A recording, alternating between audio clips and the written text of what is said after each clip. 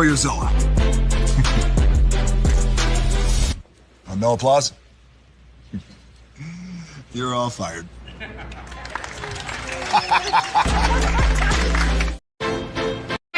Hey, good morning, America.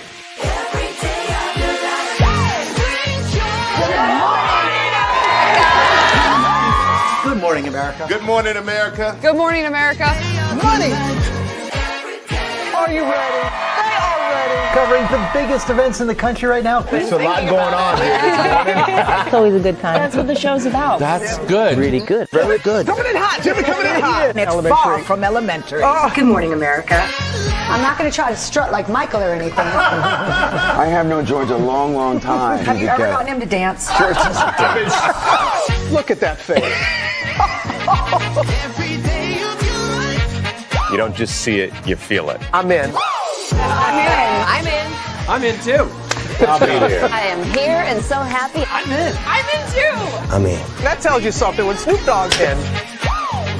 Michael, George, Lara, Ginger.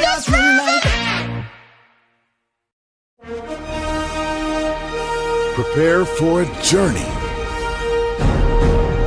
beyond imagination, beyond belief, beyond anything you've experienced before. Universal Epic Universe, a new theme park where you'll step through extraordinary portals to 5 immersive worlds. Prepare for a cosmic voyage of discovery, an isle of fire-breathing excitement, a shadowy world of monsters and mystery, new wonders in the wizarding world, and a new way to play. Plus the splendor of a magnificent resort hotel overlooking the park. It's all new excitement at Universal Orlando Resort.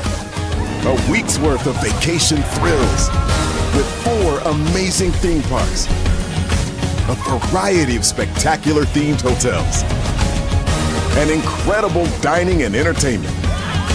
It's all at Universal Orlando Resort, where you'll find new adventures every day. Explore the astonishing worlds of Universal Epic Universe at Universal Orlando Resort.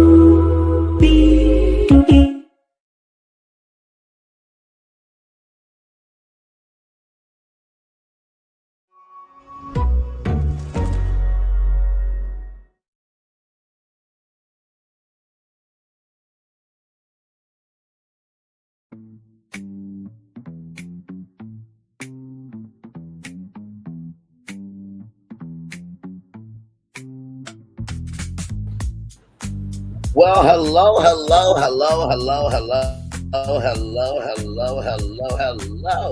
you, and you. Welcome into another edition of Braylon Lee's Virtual Tour Live. Glad to have all you here in the building with me. Y'all, we got 1, 2, 3, 4, 5, 6, 7, 8 destinations for you all this morning. Verizon is going through some changes, and child, I'm not just talking about cutoffs. Wait till you hear about this significant change in addition to the layoffs, all right? Alvin and the Chipmunks are making a comeback. Very excited about that. We all know that the movie with, oh my God, I think it was the guy that was I think it was Dave Lee or something like that. I can't remember the actor's name, but he was on the NBC series called My Name is Earl, right? So he was in the film. It was a great film, and it seems like they're trying to make a comeback. I'm here for it. We'll talk about that. The Boseman family has done a very big move to not only expand the legacy, but also give others a chance to be a part of the legacy as well. So shout out to the Boseman family. Cannot wait to tell you about what's going on with that. D23, we talked about the schedule, right? We talked about what's being sold at auction. But Disney is saying that this is the largest floor in the history of D23. Okay, that's what they're saying. That's what they're saying, and that is what they're saying, right? So we will talk about that. Okay, so yes, indeed. There, the Emmys, the daytime Emmys, that is on the way. There's some big surprises in terms of the nominations, and I want to talk to you about that because there could be some major doors opening for some nominees for sure. We'll talk about that. Howard Stern allegedly wants to go down to 1 day a week. 1 day a week. 1 day a week. 1 day a week. It is quite interesting to me that that they would try to do 1 day a week. So we'll talk about that. Howard Stern and Robin and Fred and everybody over there, right? Cenat Streamer University is underway, but wait till you hear where exactly they are. It surprised me too. We'll talk about that. And finally, the March on Washington is happening in this decade, okay, of the 2020s. So we'll talk about that too. We got a whole lot to talk about, a whole lot to get through. Let's get to it because higher is waiting, low is available, but either way, we got to go on tour. Yes, indeed, we do. Let me take down this iconic intro here. You see that virtual tour background? Yes, you do. You hear that virtual tour music? Yes, you do. And one thing to know, and two things for sure, that over here on this channel, a lot happens early. Roll it. It's a new morning for America's family. Sun's coming up, so make it all that it can be. You know a lot happens early. I'm Harry Smith. I'm Julie Chen. I'm Maggie Rodriguez. Morning everywhere. Come on, get up. I'm Russ Mitchell. And I'm Dave Price. And it's a little early for this. Right now, this it's a new morning for America's family. Sun's coming up, so make it all that it can be. You know a lot happens early. Every day's good when you're starting it out right. But whatever you do, the daylight. And a lot happens early. Can you feel it when I say? Good morning, everybody. Are you girls ready for the Jonas Brothers? We have an early show exclusive. Yes. A lot happens early. A lot happens Early. The Early Show, weekday mornings on CBS. It's a new morning. Yes, it is a new morning. Julie Chen Moonves, and congratulations to Big Brother on hitting their 1,000th episode. What an accomplishment that is. And to Russ Mitchell, Dave Price, Harry Smith, and Maggie Rodriguez, you are absolutely right on this channel right here. By the way, it's 11:11. Make a wish. A lot happens early. Hey, everybody. Good morning to you all. Good to see you. Good to see you. Good to see you. Good to see you. By the way, yes, I have my shirt on backwards, child. I was at the house, okay? Listen, some of y'all got your shirts on backwards. Y'all at the house, too, okay? When you're being lazy and doing what you want, doing this, that, and the third. But anyway, welcome in. Glad to have you here. We made to the end of another week round and made it through another week as well. So let's get to it. Let's talk about Verizon Wireless because, man, now listen, I'm not saying Verizon is going to go under, okay? Verizon is Verizon, okay? But when I saw this report, I had to bring it to you all live in real time, okay? Yes, indeed, here, because, child, I'm just like, what in the actual hell is going on? So check this out here from Reuters. Give it a moment, y'all. Gotta make sure it shows up here. StreamYard may play with me. Give me a moment. Now my eyes look like I'm asleep.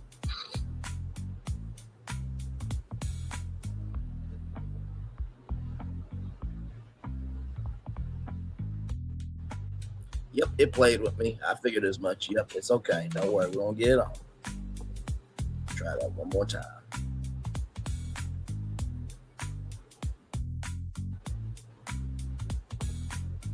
All right, here we go. That's what I'm looking for. Bring me the bacon, please.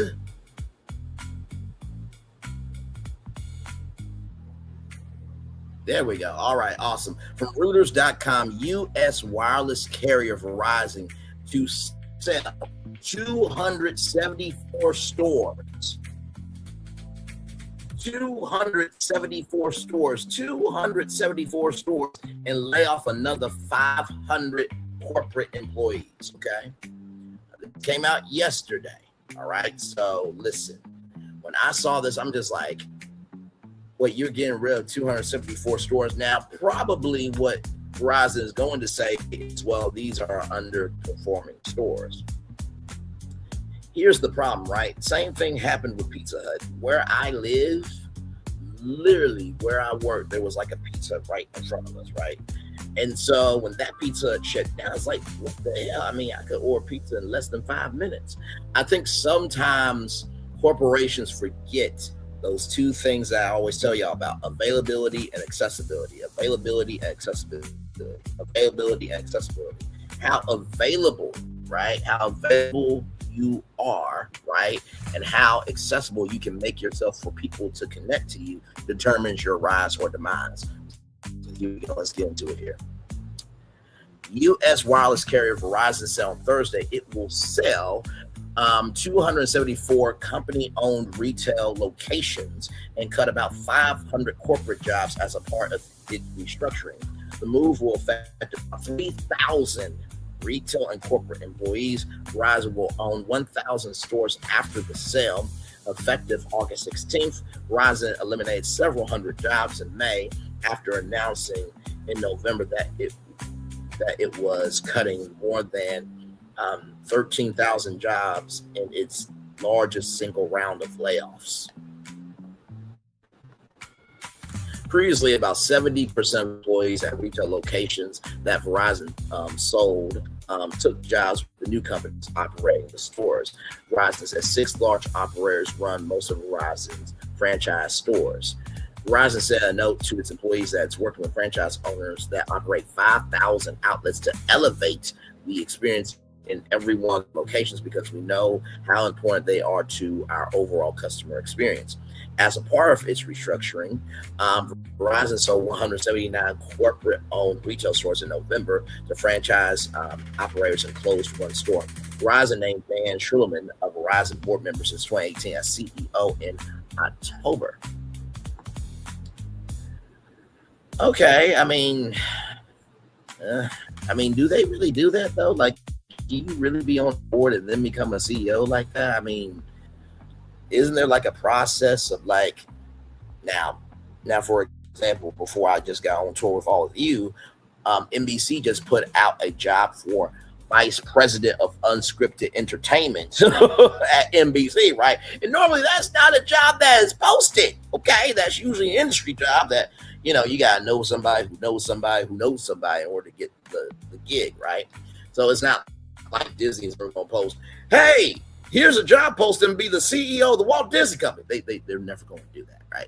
So I would think that Verizon will want to be a little bit more thorough than just a board member becoming CEO. But hey, maybe Dan Schulman has, you know, a background in telecommunications. We'll see.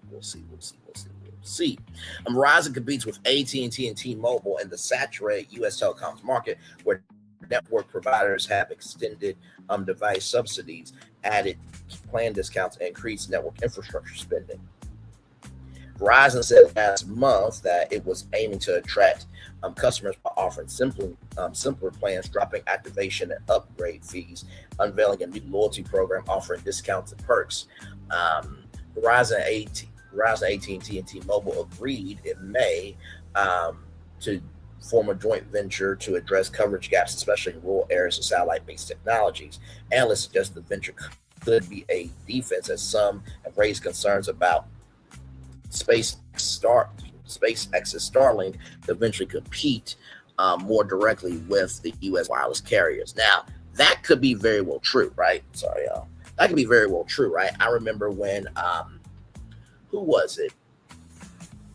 Windows, they had Windows Phone, right? There was also the Fire Phone from Amazon, right? And of course, you know, Motorola really doesn't have a mobile kit. I mean, like I said, I have Motorola, right? But Motorola is an Android-based company that can be sold anywhere and everywhere, right? So that is the end of the article. So what do I truly think about this? I think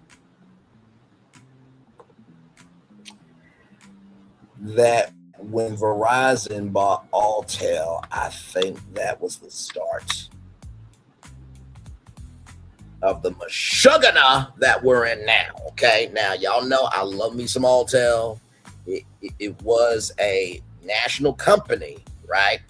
Based out of Little Rock, Arkansas. I did a whole live stream talking about Alltel by Bose, bringing Alltel back as a technology brand, right?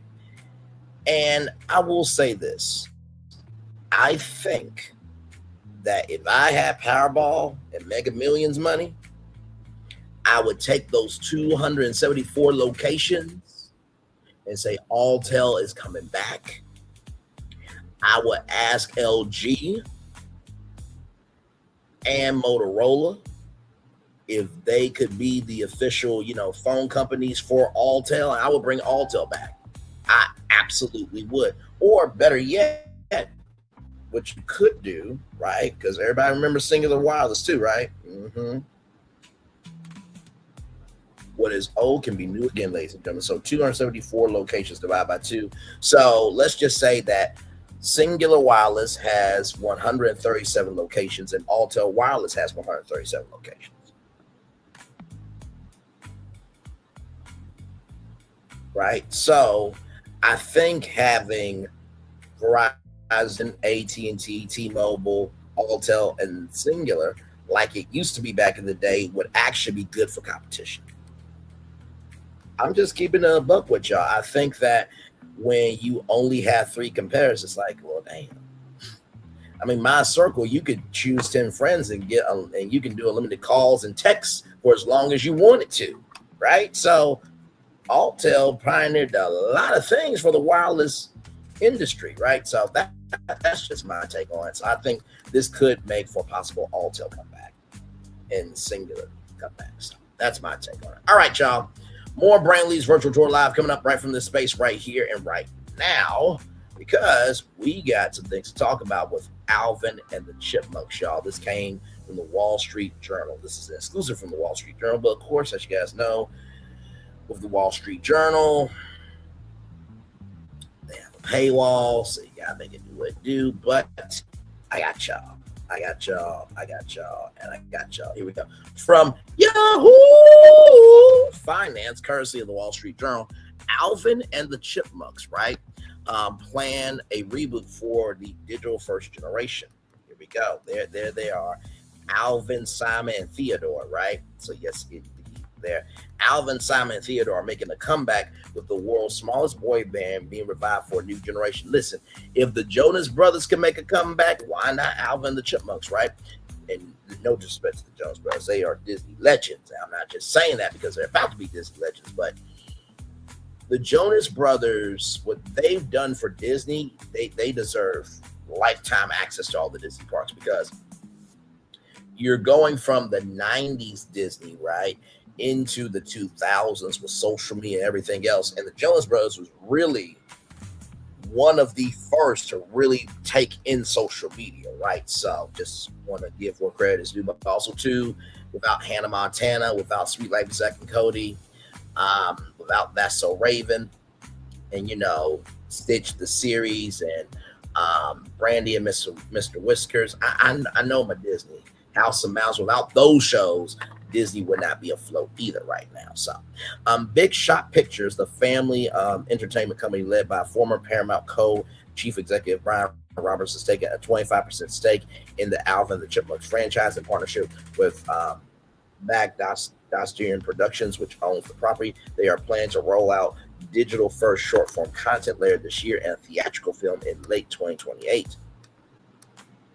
Robbins, who previously ran Nickelodeon, has overseen such hits as Sonic the Hedgehog from Sega and Paw Patrol, launched Big Shot Pictures earlier this year. The company has also acquired the Eloise at the Plaza franchise. I believe Eloise is a book series, if I'm not mistaken, I believe. And now it's an anime series for popular YouTube creator iShowSpeed. Originally created in 1958, the Alvin the Chipmunks franchise followed the three singing chipmunk brothers, mischievous Alvin, intellectual Simon, and adorable Theodore, and their human father turned manager Dave. Throughout their nearly 70-year run, the Chipmunks have squeaked out 38 studio albums, ranked in more than $1 billion at the box office, and won 5 Grammys. I'm not mad at it. Okay, listen, $1 billion, 38 albums, and won 5 Grammys. They're more famous than Nicki Minaj. What? Are the Barbs upset? Are they pissed? Are their sensitivities hurt? I don't give a damn, Ucker-ish. Facts are facts. Big Shot plans to reimagine the high-pitched crew for audiences that consume content overwhelmingly on digital-first platforms such as YouTube. Robbins expects the Chipmunks to appear on feeds almost like influencers, with clips and compilations of the trio reacting to cultural moments or singing their take on classic songs. It's all about having the Chipmunks really play into the zeitgeist and try to live in real time with pop culture. Robbins said, if we had started maybe a few weeks ago, we would definitely have Alvin showing up to a certain big way at Madison Square Garden. Yes, Travis, Kelsey, and also Taylor Swift, of course, it's mentioned there. Said Ross Bagdastian Jr., who owns Bagdastian Productions with his wife, Janice Carmen. A theatrical film is also in the works with a planned release date in the second half of 2028, coinciding with the Chipmunks' 70th anniversary. Big Shot has a first look theatrical distribution deal with Sony Pictures Entertainment. Bagdastian's father, Ross Bagdastian Sr., who went by the stage name Dave Seville, invented the musical trio in 1958 after speeding up his voice to achieve a higher pitch using a $200 tape recorder. He named his characters after the top executives at his record label, Liberty Records. When his father passed away in 1972, Bagdastian Jr. inherited the franchise. He was 22 at the time. Imagine that, 22 years old, and you have one of the biggest intellectual properties of all time. My Lord Jesus. Still trying to figure out life his damn self. He and Carmen have maintained ownership of the intellectual property since recording the Chipmunks' iconic helium voices from a recording studio in their home. These characters are literally in Bagdastian Jr. said. So there they are right there. Bagdastian Productions licensed partial ownership of the Chipmunks in 1996 to the company, later known as Universal Studios, but sued in 2000 for breach of contract, claiming that the studio had failed to actively promote the characters. Bagdastians won the suit and reclaimed full ownership of the franchise. Between 2007 and 2015, the trio starred in 4 movies featuring the computer-generated Chipmunks and bear punny titles like The Squeakquel, The Road Trip, and Chipwrecked. The live action films were distributed worldwide by 20th Century Fox. Carmen and Bagdastian stepped back in to voice all 6 Chipmunks for the recent computer animated series Alvin and the Chipmunks, which had 8-year-old Nickelodeon from 2015 2023, the Critters got a star on the Hollywood Walk of Fame in 2019 due to the centennial nature of the Chipmunks and the Rocky licensing history. Magdastrian and Karma have held tight to intellectual property, keeping the rodents off the screen for more than a decade. We've really waited for the right place and the right person to bring our little grab bag of chipmunk goodies back to the public, said Baxter Jr. And this feels like the absolute. This for us feels like the absolute, the right thing. Now, with this said, if Disney was where it needed to be, oh my God, it would be game over. It really would for Disney. Disney would pick this up and do great things. But their parks are ish right now. Hello, BFP Imagineering has been trying to save them. Good damn. Universal Pictures, I wonder if they would be open to working with Universal Destinations and Resorts. Now, before y'all get on to me, Bray, you just said that they had a lawsuit with Universal Pictures. What makes you think they won't work with the theme parks? Okay, you know what? I'll just play this real quick, and then I'll be right back, okay? All right, here we go. Prepare for a journey beyond imagination, beyond belief, beyond anything you've experienced before. Universal Epic Universe, a new theme park where you'll step through extraordinary portals to 5 immersive worlds.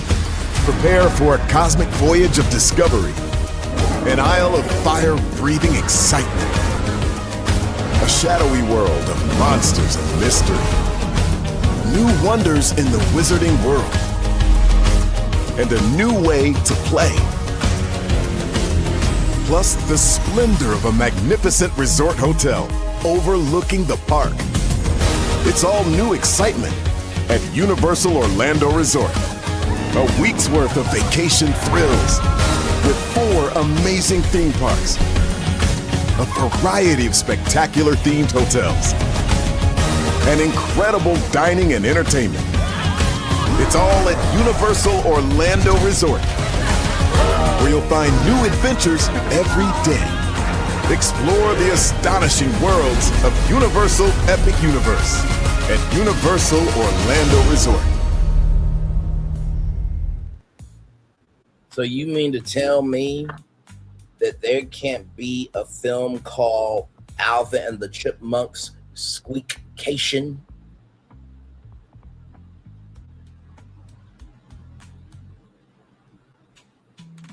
Well, you know what? They already used Squeak. Damn. I'm trying to think then. Since they already used Squeak, right? Ooh.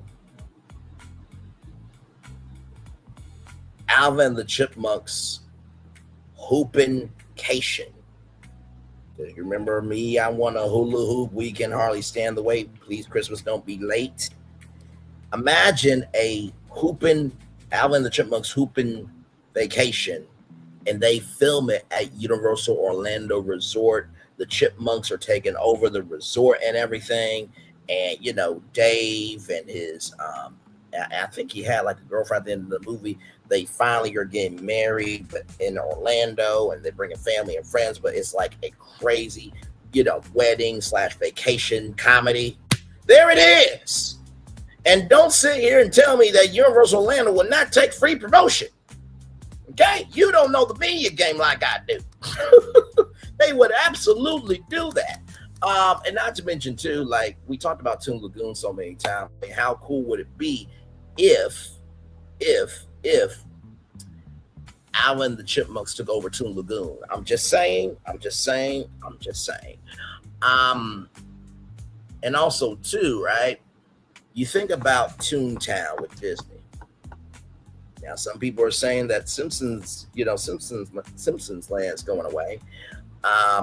Maybe Alvin the Chipmunks can, do something there. You know what I mean? In that land, and go back through the movies and see if there's any, restaurants and restaurants. I don't think they had any bars, but you could do restaurants and dessert stands and all that type of stuff, and then you can probably make a brand new Alvin the Chipmunks ride at Universal. And don't you say Six Flags already tried to help Six Flags with the Sharpie collaboration. Goodyear. I even did one on my own with SeatGeek and Six Flags teaming up. And there's also a video game that I played around with and messed around and collaborated with Six Flags through ChatGPT. It was amazing. But Six Flags, I still believe, can be saved. They just have to want to be saved, right?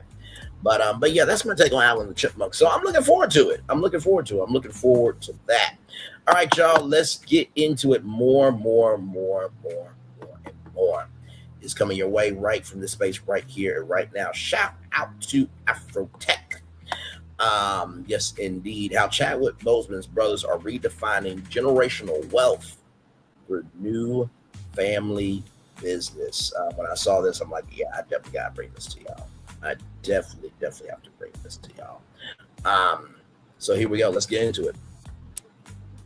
Nearly 6 years. Oh my God, it's been 6 years, my Lord. After Chadwick Boseman's death, his family's continuing his legacy through Boseman Family LLC.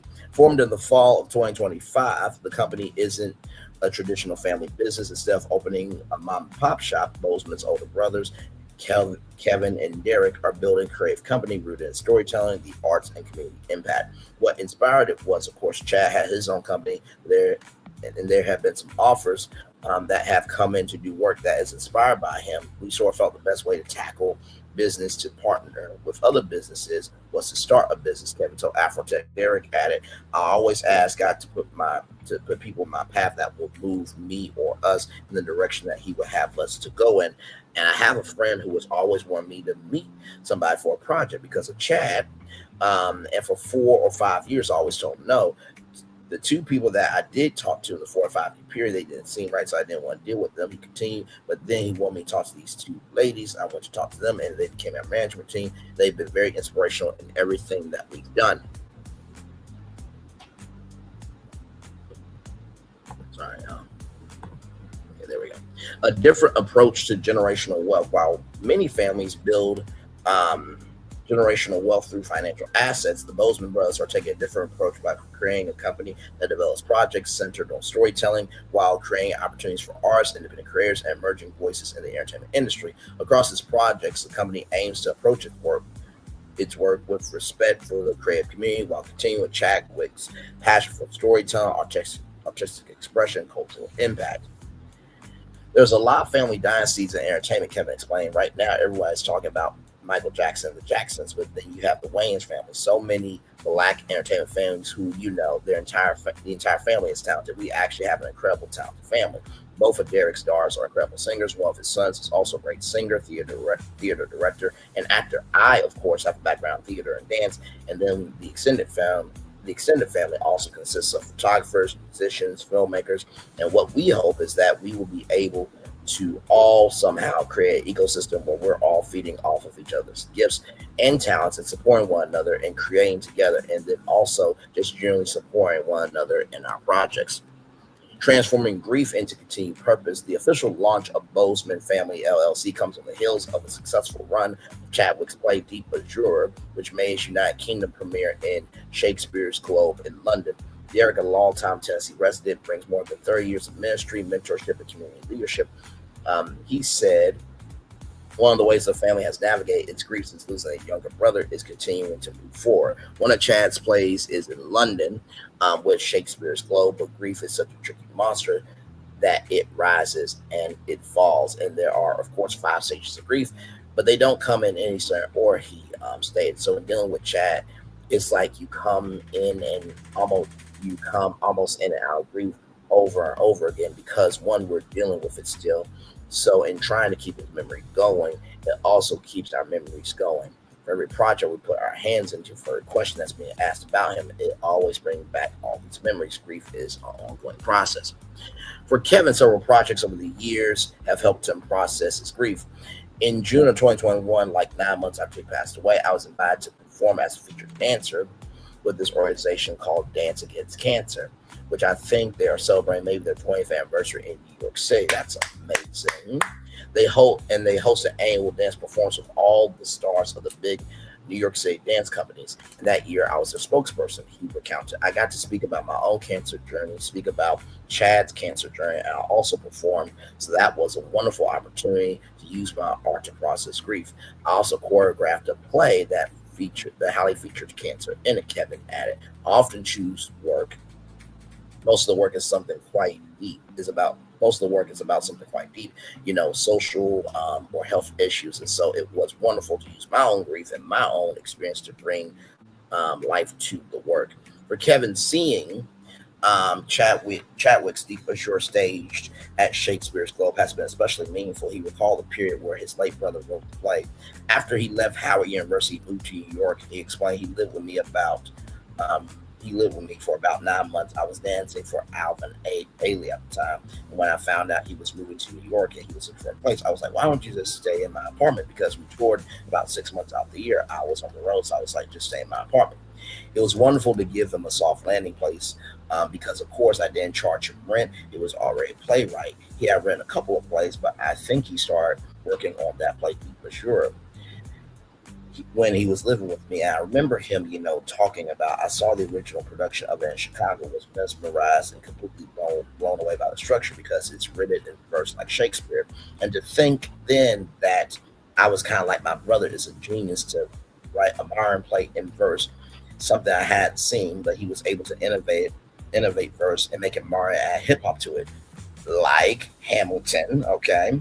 And seeing that play, I've always wanted to have it more. I've always wanted it to have more life because I think that was the only main stage of the production of it. I've always envisioned it would be on a bigger stage, make it to Broadway. So when Shakespeare's Globe came to us, for me, it was no brainer that such a venerable institution would be the first place to do it after his death. What's next to commemorate what would have been Chadwick Boseman's 50th birthday?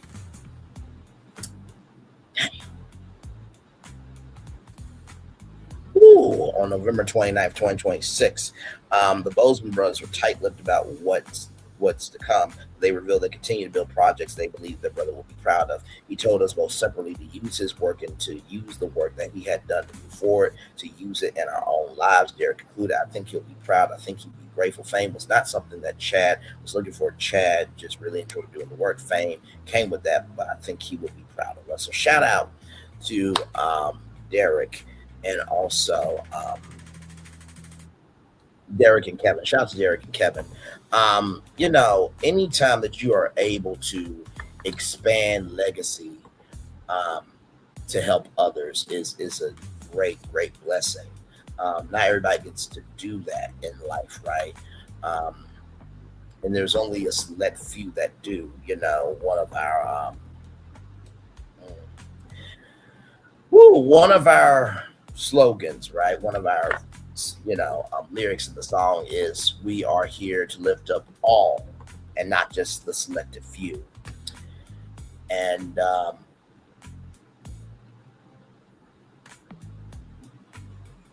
okay. Like I said to you before, it is truly a privilege, a great responsibility and honor that I get to do a show, that we get to do a show that can be so diverse, so dynamic, and just really celebrate what we can be and what is out here. We are more quick to talk about what is not out here than what is actually out here. So shout out to Boseman Family LLC. If Boseman Family LLC wanted to come to me and say, we want to produce Brainley's virtual tour, I would be extremely honored to work with them as them being my production company to produce the show for television.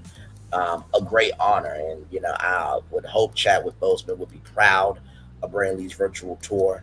I would definitely, if Chadwick Boseman was still here, I would definitely have him come on as T'Challa, coming on, once a week on the Brainley's virtual tour. Hello from Wakanda. It is good to see you, Braylon. we would have definitely done that, on Friday Night Live. Of course, Chadwick wouldn't have been able to come out to Universal Orlando Resort every Friday, but he would definitely show up on the screen and, live from Wakanda, you know what I mean? So shout out to Boseman Family LLC. I said nothing but light, love, and blessings to each and every employee. And if you remember the assignment, you stay on purpose, you will do just fine. All right. As we gather our tears, everybody, let's talk about some D23, child, because Disney really needs this promotion that I'm about to give them. Disney announces exclusive experiences coming to the largest show floor ever at D23, the ultimate Disney fan event. Okay, here we go.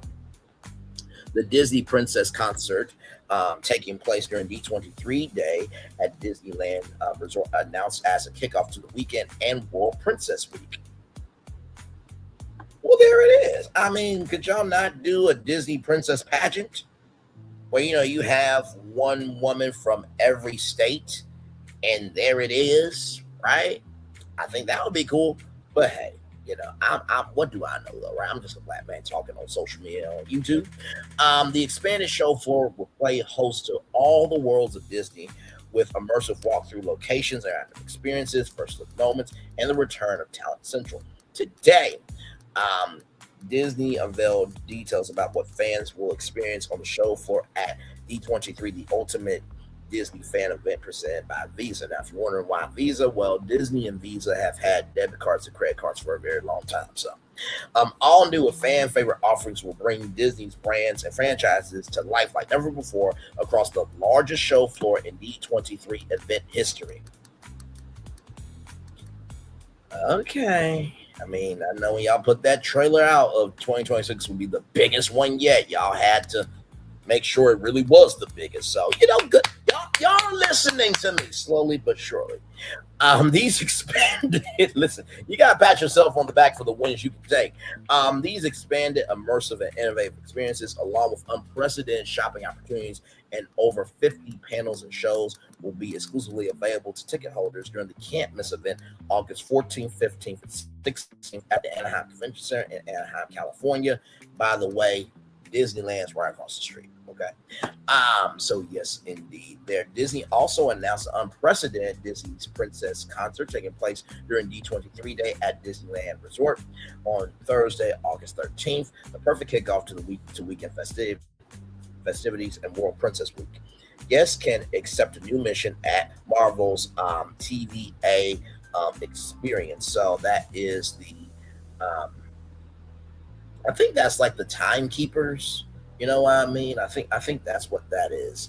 There, a new assignment. Swap stories with the filmmakers from the galaxy far, far away at the Lucas Film Pavilion. Celebrate Pixar's 40th anniversary. Wow. And travel into the worlds of Disney Plus and Hulu in the signature 4D theater. Beyond the marquee studios, fans can venture into the rarely seen vaults of the Walt Disney Archives, get a glimpse of the future of the parks with the Imagineering Horizons Pavilion, which they also said will be the biggest Imagineering pavilion that they've ever done. So Disney is really pulling out all the stops this year. Not like they have a choice. Anyway, discover standout offerings from some of the brands, go face to face with the Magic Makers, who bring Disney stories to life across the company. Disney continues to create meaningful connections with artists of all ages, and the show floor will offer fans unprecedented opportunities to celebrate some beloved favorites, discover new adventures, and experience the magic in ways Disney can only offer. No one tells stories like D23, and this year we're bringing those stories to life on the largest show floor in D23 event history, said Michael Vargo, head of the official Disney fan club. The head of D23, the official Disney fan club. The show floor invites guests to explore, engage with, and celebrate the brands and franchises they have come to love through immersive activations, unforgettable moments, and one-of-a-kind offerings that bring them closer to the magic than ever before. Like I said before, it's kind of mind-boggling to me that y'all have never thought about doing live primetime coverage of D23. Yeah, I'm back. Hi, everybody. I was frozen for a minute. But it really does boggle my mind of if this is going to be the largest show floor in D23 history, wouldn't you think to do like live coverage, primetime coverage that is, on ABC? I would think that would be a thing, or at least, do live coverage on Disney Plus. But hey, child, what do I know though, right? I mean, yes, you guys do bring, live coverage on YouTube courtesy of Visa, but like, hello, do you not know if y'all said primetime live coverage a D23 starts at 8, 7 Central ABC? Do you not know how many people turn on the TV just to see it? Like I said, G4, they covered the Consumer Electronics Show live. They covered Comic-Con live, and they also covered E3 live. So, and there is the Mickey Ears D23 Day at Disneyland Resort. A kickoff celebration D23 Day at Disneyland Resort sets the stage for D23, the ultimate Disney fan event, officially kicking off the highly anticipated weekend on Thursday, August 13th. The celebration features a Disney Legends Cavalcade at Disneyland Park, a complimentary Mickey Mouse ear hat giveaway while supplies last, and a series of magical offerings designed to immerse the fans in the spirit of Disney storytelling from the very start. The day also features the return of the Disney Junior Let's Play party at Disney's California Adventure Park. By the way, Playhouse Disney always beats Disney Junior. I'm sorry. I know. Kids of this generation need their own version of Disney. Playhouse Disney was the thing, okay? All right, moving on. Shout out to Bear in the Big Blue House, yes indeed. Offering live entertainment, character experiences, and interactive activities for all guests, including preschoolers and their families. As the culmination to the day in anticipation of Royal Princess Week, a limited number of fans, may have the opportunity to experience live performance of Disney Princess. Okay. Ooh, sneezes get harder when you get older. Excuse me, y'all.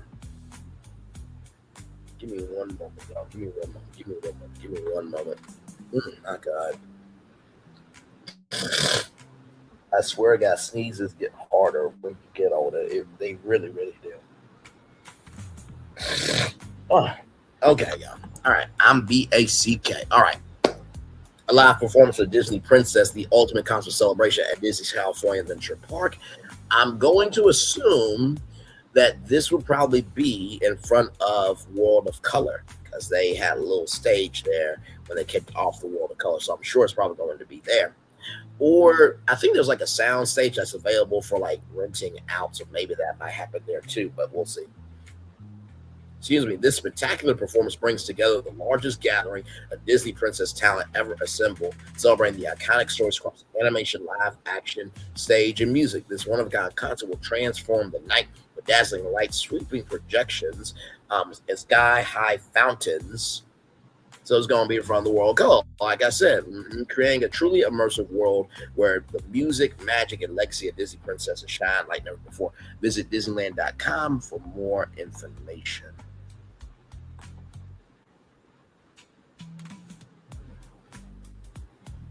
Let me see if it comes up here.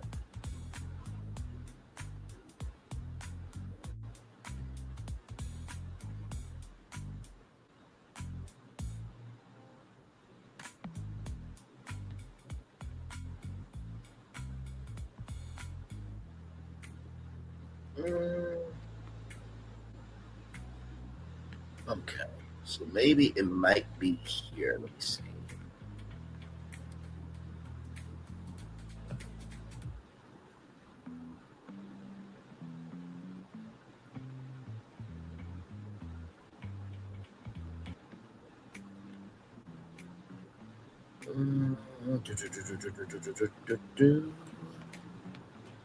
Give me a moment, y'all. Entertainment. Okay, so right here, Paradise Gardens Park, with performances at 8:30 p.m. and 9:45 p.m. So Paradise Gardens Park.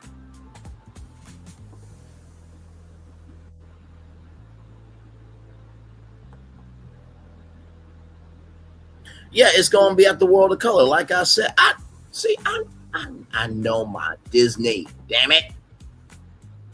Okay, so this is Paradise Gardens Park right here, y'all. So just to show y'all, so this right here is where the concert will be. So I'm sure that World of Color show is going to be amazing. Okay.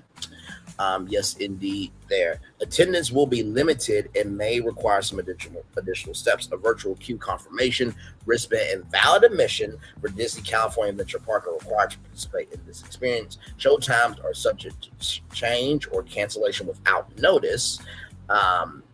But also, too, y'all should give people notice, right? Because they're taking time out to come see this thing, right?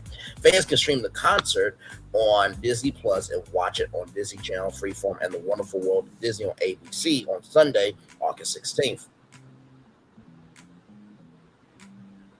Or you could just broadcast it live. That's a thought, too, and simulcast it on Disney Channel, Freeform, and on ABC. But hey, you know, listen, y'all the smart ones, apparently. Spectacular show for experiences. The creative powerhouse studios of the Walt Disney Company will bring the best of Disney storytelling to the expanded show for offering fans a chance to immerse themselves in beloved films, shows, and streaming content. The Disney Plus Hulu experience brings streaming together like never before. The space features a signature 4D theater, collectible exclusive merchandise, a collectible mystery pin quest, and personalized subscription support, along with immersive photo opportunities inspired by Percy Jackson and the Olympians, FX's American Horror Story, Camp Rock 3, The Simpsons, Only Murders in the Building, Marvel Television's Vision Quest, and more. Marvel Studios will captivate guests on the show for epic activation into our Marvel Studios TVA Experience Your Next Assignment. Fans will once again join the Time Variance Authority, the TVA, and step into the Marvel Cinematic Universe in an immersive walkthrough experience across different worlds, both familiar and new. They may throw in some Easter eggs about what's to come in the Marvel Universe, so, you know, of course, make sure that you can live stream that because, you know, sometimes you can't live stream experiences, you know what I mean? So we want to keep the intrigue and everything, which is probably why they haven't really broadcasted live on ABC. But like Disney, you're on ABC, just do it. Hell. The Lucasfilm Pavilion will return with an exciting array of photo ops, props, and costumes from current upcoming stories set in a galaxy far, far away. Guests will also have the opportunity to join fireside chats with the filmmaker teams behind some of their favorite Star Wars shows and movies. Fans can also be among the first to see Lego Star Wars The Mandalorian during a special screening at the Anaheim Convention Center, adding to the incredible Lucasfilm experiences fans will see throughout the event. Pixar Animation Studios and Walt Disney Animation Studios are also joining forces for a must-see animation experience on the show floor, inclusive of a special celebration of Pixar's 40th anniversary, arts demonstrations, autograph signs with some top filmmakers, fan giveaways, interactive displays featuring the latest films from these iconic animation studios, including the upcoming Disney's Hexed and Disney Animation's Frozen 3.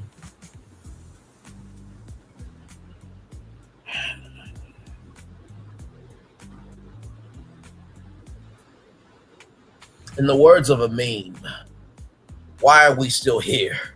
Just to suffer? Anyway, as well as Disney and Pixar's Gato and Incredibles 3, making this pavilion one to visit again and again. Mundo Pixar, rather than the D23 experience presented by Disney Rewards Visa cards from Chase. I told you that's how the Visa tie-in comes in here. We'll bring a special preview of its globally touring immersive exhibition to the event, inviting guests to step inside some of their favorite Pixar stories, from unforgettable photo moments to a dedicated merchandise shop. Guests will experience life-size sets inspired by some of the studio's most beloved films. Inspired by the beauty of the Avatar films, the Avatar experience welcomes guests to journey through the fascinating wonders of Pandora, step into a lush bioluminescent world, experience an immersive 4D moment, and explore a gallery of film artistry that showcases the craftsmanship behind bringing the Na'vi culture in Pandora to life. And Josh DeMar is like, see, we had a reason for bringing Pandora to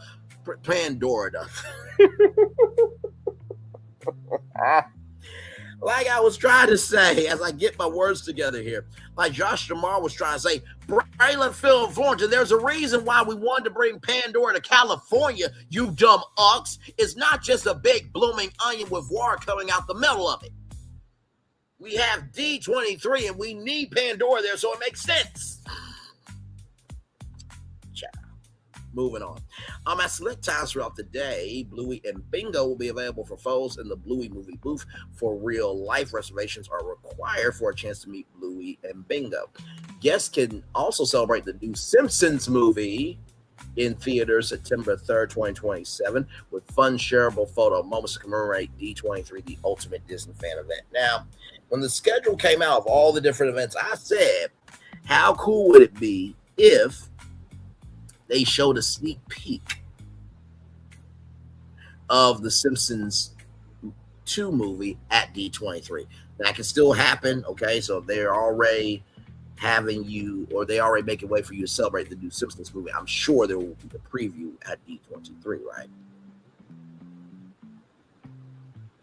Let's see, we got some more here. Okay, we're almost done, y'all. Then we'll play the video. The popular Disney Experience is returning to the event, bringing the magic of the Disney parks to the show floor for all ages to enjoy. In a time of unprecedented growth, Imagineering Horizons invites fans to explore their largest pavilion ever, showcasing the progress shaping Disney parks around the world. This exclusive experience gives an up-close look at the people, the process, and the possibilities brought to life by Imagineers. Additional fan favorites include an all-new exhibition from the Walt Disney Archives. Walt Disney Archives Uncrated will make its debut on the show floor, inviting intrepid fans to uncover an unforgettable journey into the vast and hidden warehouses of the Walt Disney Archives. Spaces previously reserved for access to Disney archivists alone. You also have the chance to explore themed displays featuring shipments of iconic props, costumes, and puppets from some beloved films, TV series, and theme parks, which spans generations of history at the Walt Disney Company. In advance of the Super Bowl on ESPN and ABC this season, fans can experience the thrill of a Super Bowl victory through ESPN's immersive We're Going to the Super Bowl activation, featuring photo opportunities, stadium-inspired environments, a cafe-filled victory celebration, and a digital and keepsake digital content, and giveaways, including an exclusive ESPN Super Bowl D23 pin. Oh, that's going to be amazing. The Disney Theatrical Group will spotlight its expanding portfolio of live experiences, from Broadway productions and arena tours to immersive experiences. Through a showcase featuring authentic sets, costumes, props, concept art, and dynamic video content, the experience will offer fans exclusive first looks at upcoming projects. So maybe some new shows coming to Broadway, some new tours, behind-the-scenes demonstrations, live presentations led by hosts, including Disney on Broadway star Ryan McCartan, provide insiders look at the creative process behind Disney's live entertainment. Now, for those of you who don't know, there are, tours go on right now where orchestras will play music as the movie is, playing. So you'll see the movie live, but the orchestra is playing the music live in real time in tandem with the movie. Now, if Disney starts a series like that, that's going to be cool. The Disney Volunteers Pavilion will invite attendees to lend a hand as honorary Disney volunteers in different projects, assembling 8,000 kits per day for a charitable organization. On Friday, August 14th, guests will build wish kits for children with upcoming Disney wishes in collaboration with Make-A-Wish. On Saturday, August 15th, fans will assemble welcome kits with military families, with Blue Star families. And on Sunday, August 16th, attendees will put together Disney-themed activity kits for children in hospitals with the Starlight Children's Foundation. Participants will cap off the experience with a full opportunity as they exit the pavilion. That is beautiful there. The Disney Music Group booth will invite guests onto an interactive music-filled environment. A classic radio booth will host scheduled on-air appearances. Are we really doing this? Your music, your way, Radio Disney, really? Now, I played around with ChatGPT. I was like, what if Radio Disney could come back as a radio brand, right, for Disney fans, right? Where instead of playing kids music all the time, it is a radio brand talking about Disney 24/7, from D23, the movies, the theme parks, and everything else. That could be something, Disney, but you won't do that though. That's too smart of an idea. Y'all are allergic to being smart. Where some beloved Disney personalities from across the country will be joined for exclusive interviews tied to the event. Guests can step up to the mic to record their own Be Our Guest segments with select recordings eligible to be featured on the Disney Hits Sirius XM channel. I think Ernie D, BB Good, maybe some of the radio Disney DJs could, be a part of this, because I think that would be cool to honor that, right?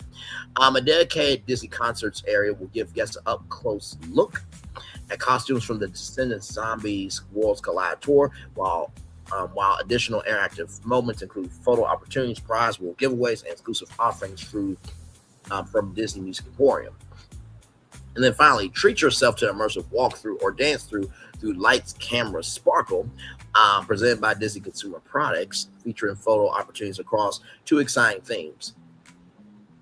Now, does this have anything to do with sparkle paper towels at all? I'm just asking a question, okay?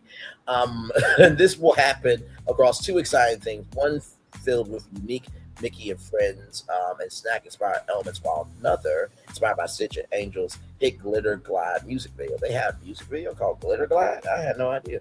Whether you take a Snatastic selfie or the spotlight, there's photo fun for everyone. So that is everything that's going on with D23. Now, let's watch this. Here we go. Hi, Disney fans. We're counting down to D23, the ultimate Disney fan event. This is your exclusive preview of what's to come. This is D23 Inside Disney. Michael, it is so exciting to join you here at Legends Plaza. Tell us everything about D23 this year. So this is an extraordinary, one-of-a-kind, multi-day celebration where we bring the very best of Disney's storytelling, creativity, and innovation from across the entire company to our most passionate fans. And this year is unlike any other. We have the biggest show floor we've ever had. We have an incredible slate of panels and presentations throughout the weekend and evenings, of course. And if you love to shop, I think we have something for you as well. It's like you could read my mind. How did you know that I was going to want to know that? Okay, so what's new this year? Well, this year is the first time we've ever offered an afternoon ticket. So this is a value ticket that lets you come into the show floor at 4 o'clock and really experience all the things that D23 has to offer. We're going to bring the Disney Rewind concert to D23, the ultimate Disney fan event. This is the very best of Disney's 80s and 90s Wait a minute. music. First of all, shout out to the black woman. Hang on, let's see the face card. Hang on.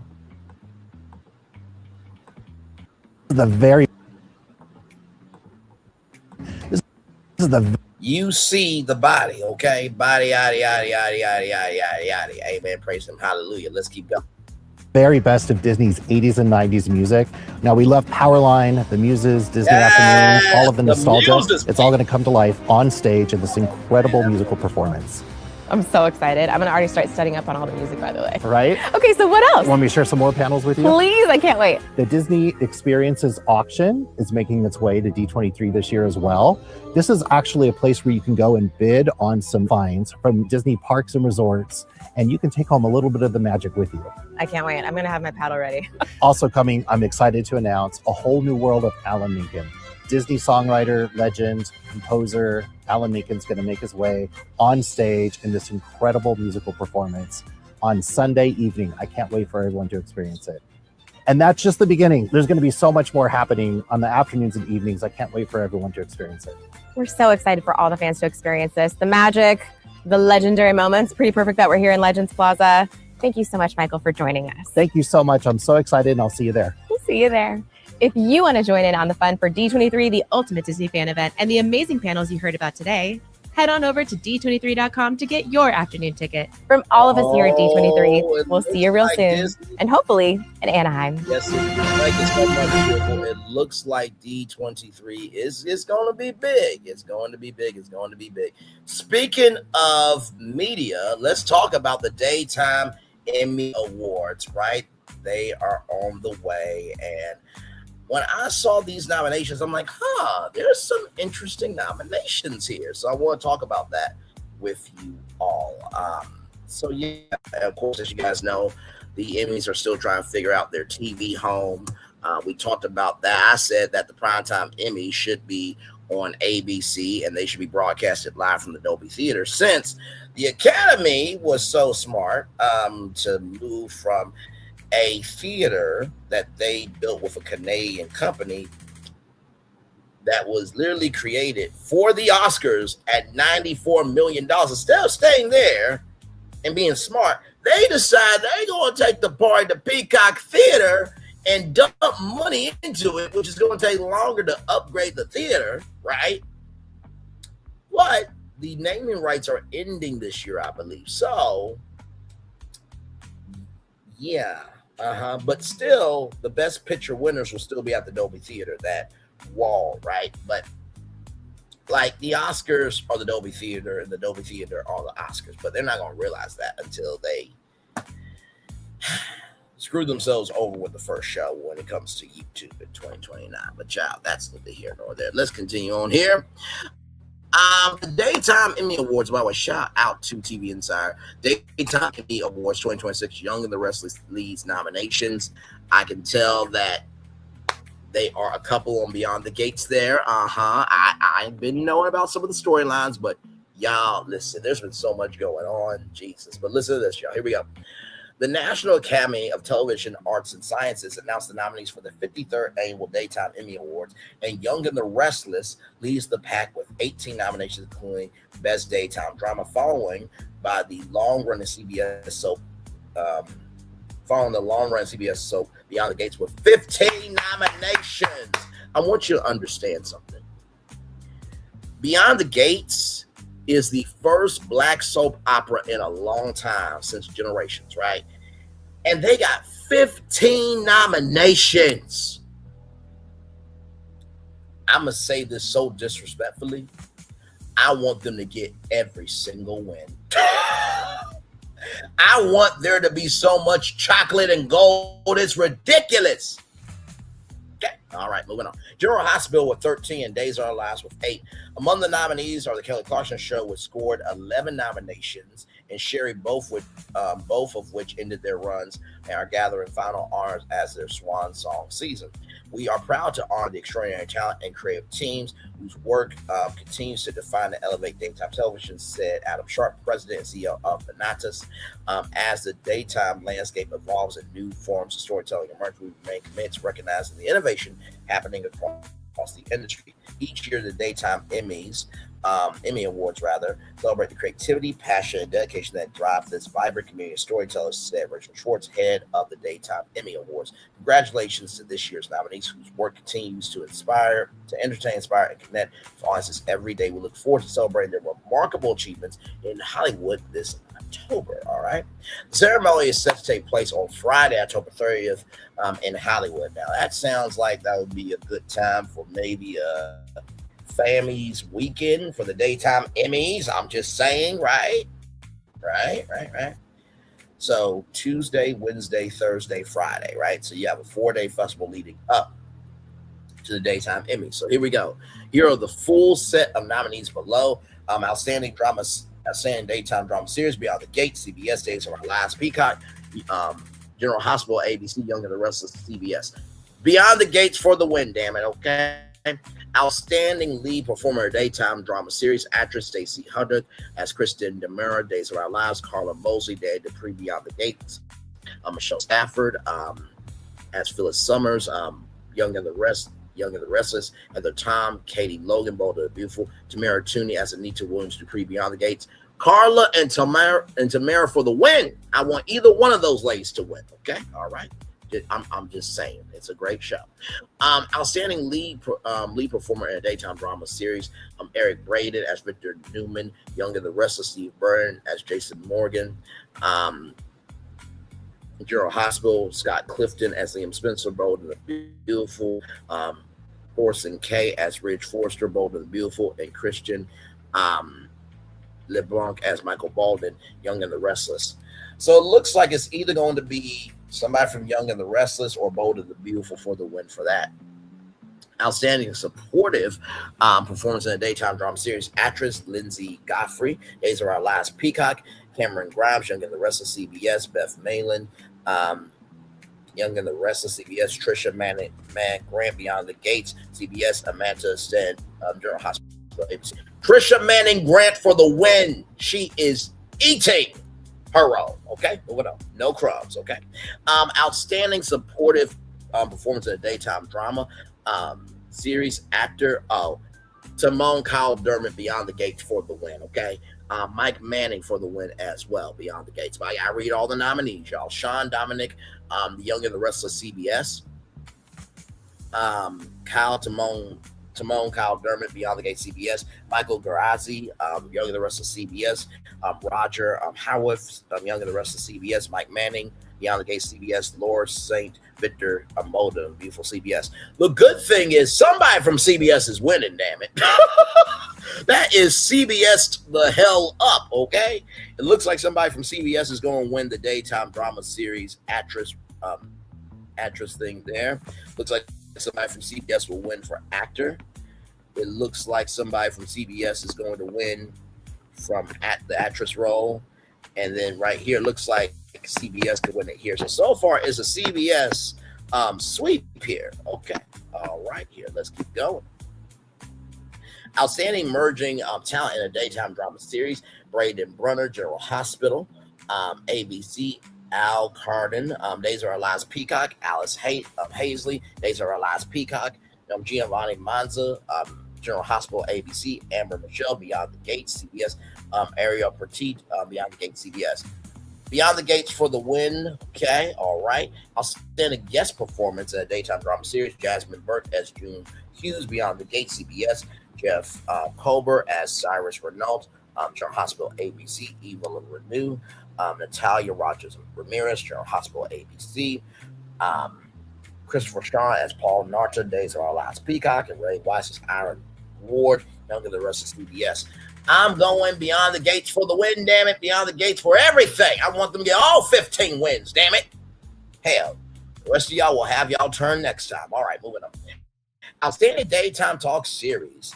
Third hour of Today, NBC, The Drew Barrymore Show, CBS Media of Interest, Kelly Clarkson Show, NBC Universal Syndication Studios, Taped with Kelly and Mark, Disney Entertainment Distribution, Today with Jenna and Friends, NBC, and The View, ABC. You know, I'm going to be real with you. I think The View is going to win it. I know. Everybody's going to say, well, Kelly Clarkson deserves an Emmy. How many Emmys does she have? She wanted to be done with the damn talk show. She don't want to accept no damn Emmy. And like I said, I say taped with Kelly and Mark because they're not live, y'all. They tape all their shows, okay? They stop it. They used to do live as a live show, but they don't do that anymore. Let's continue on here. Outstanding daytime talk show series host.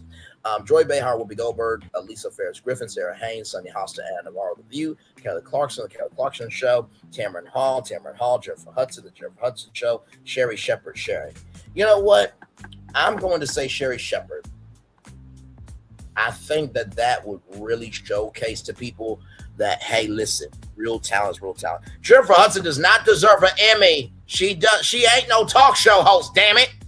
Tamron Hall is more of a talk show host. She's a journalist. Hello, she has that foundation to have a talk show.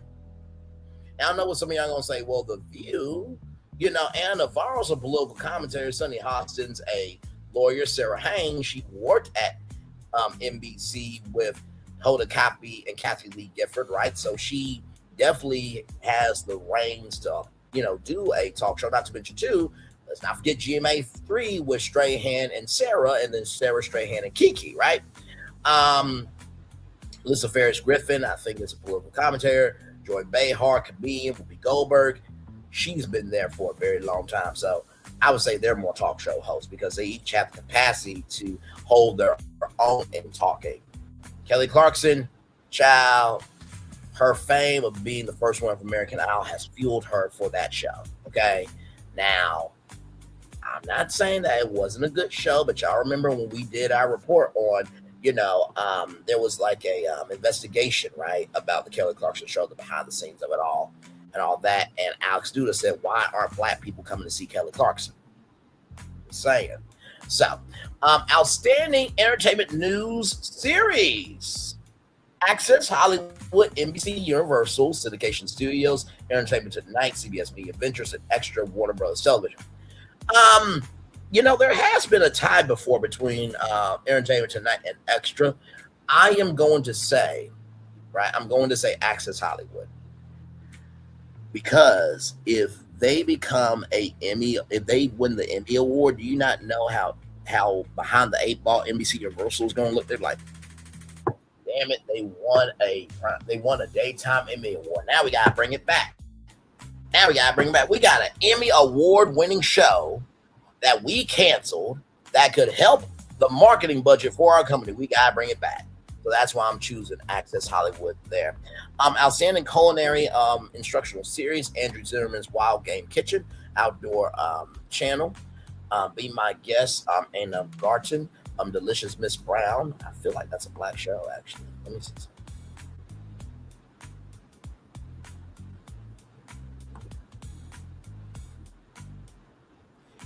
It is Delicious Miss Brown Food Network, Magnolia Table, at the Farm Magnolia Network, Patty's Mexican Table, PBS. Delicious Miss Brown for the win. I'm rooting for black people.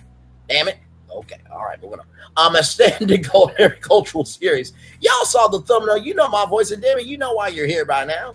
America the Bountiful, PBS. Best ever review show, food review show, YouTube. Isn't that something? Now, I pitched the Content Creator Emmy Awards. Now, Adam Sharp, okay, you got my email address and everything for the Content Creator Emmy Awards, and also, too, the president of the Emmy Awards as well. Let me put some respect on his name as well.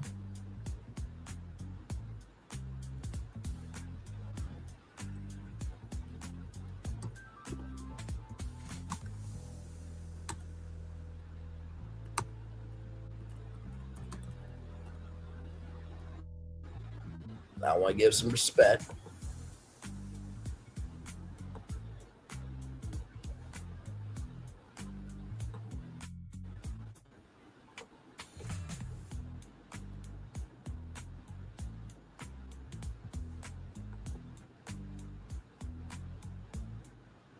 So yes, Terry O'Reilly, chairman of the Natas, and to Adam Sharp, y'all got my content information still. If y'all are down, I'm down. If y'all are down, I'm down. If y'all are down, I'm down. Okay, listen. Because sincerely, I believe it's only a matter of time, right? Before we make it do what it do, right? So, just saying. And also, too, now, this is some news right here. Give me a moment, y'all.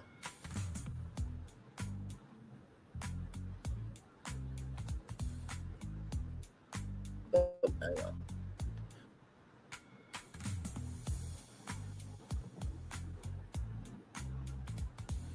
Give me a moment.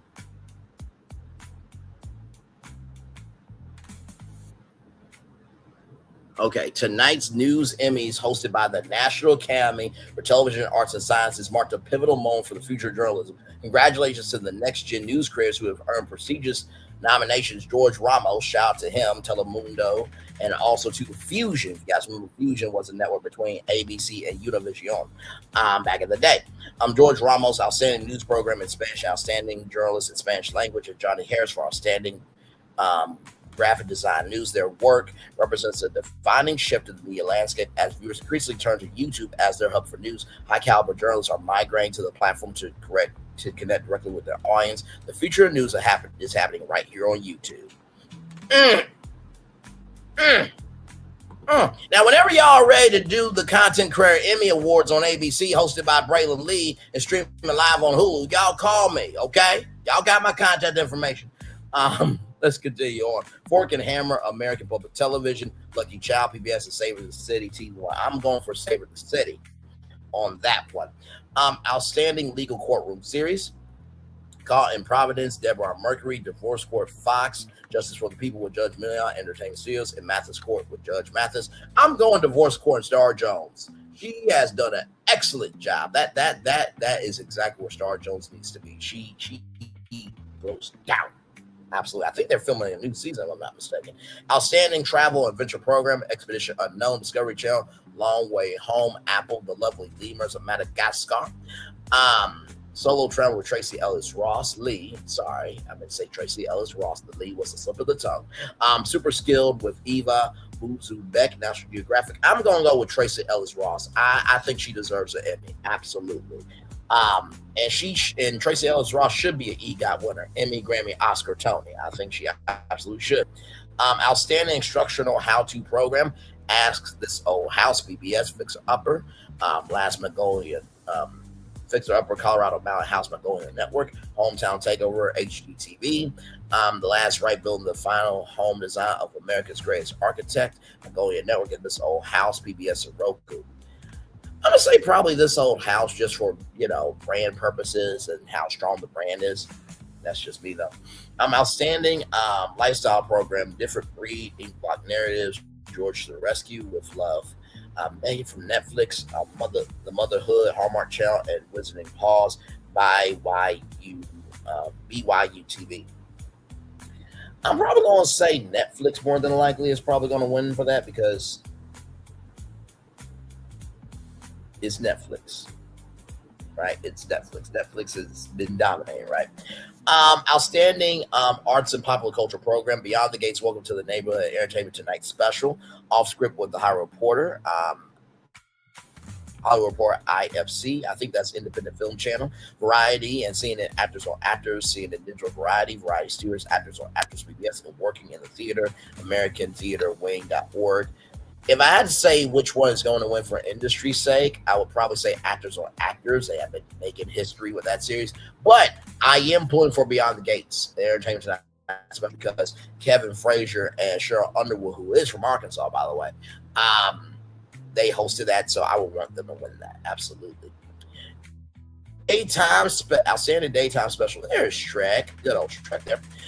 Critics' Choice second annual celebration of LGBTQIA plus cinema and television here TV. Disney Parks Magical Christmas Day Parade, Living Proof, Hulu, Macy's Thanksgiving Day Parade, Unleashing Hope, the Power of Service Dogs for Children with Autism, Hulu. Aww. Hulu, this is why you need to stay an independent platform within Disney. Because you put that content on Disney Plus is going to go shit. I'm telling you right now. That's supposed to be kids, family content. Hulu, adult content. ESPN sports content. I want Unleashing Hope, the Power of Service Dogs for Children with Autism for the win. I really do want that. But more than likely, it's probably going to be Macy's Thanksgiving Day Parade, but still. You know what I mean? Okay, here we go. Outstanding daytime short program. Catalyst LinkedIn News, Glam Through the Ages, Key TV, that's Keke Palmer's network, y'all. Most Sport Eater, The Path with Ryan Orozsky in News, and Stand Up and Do So with Michael Jr., BYU TV. You know what? I'm going to say Glamming Through the Ages, Key TV Network, Keke Palmer. I want Keke Palmer to win that. Outstanding supportive performance in a daytime drama series actress, Lindsay Godfrey as Sarah Horton, Days of Our Lives Peacock. Cameron Grimes as Mariah Copeland, Young and the Restless, CBS. Beth Matalind as Tracy Abbott, Young and the Restless. Trisha Manning Grant as Leslie Thomas, Beyond the Gate. And Amanda Seton as Brooklyn Quartermain, General Hospital, ABC. Trisha Manning Grant for the win. I told y'all Beyond the Gates, I want them to win every single thing. Outstanding culinary host Carter Brown, Mr. Delicious Brown Food Network, Danielle Chang, Lucky Chow, PBS. Amina Garden be my guest in the Garden Food Network, Patty Ginge, Patty's Mexican Table, and then Andrew Zimmerman's Wild Game Kitchen Outdoor Channel. I want Carter Brown to win.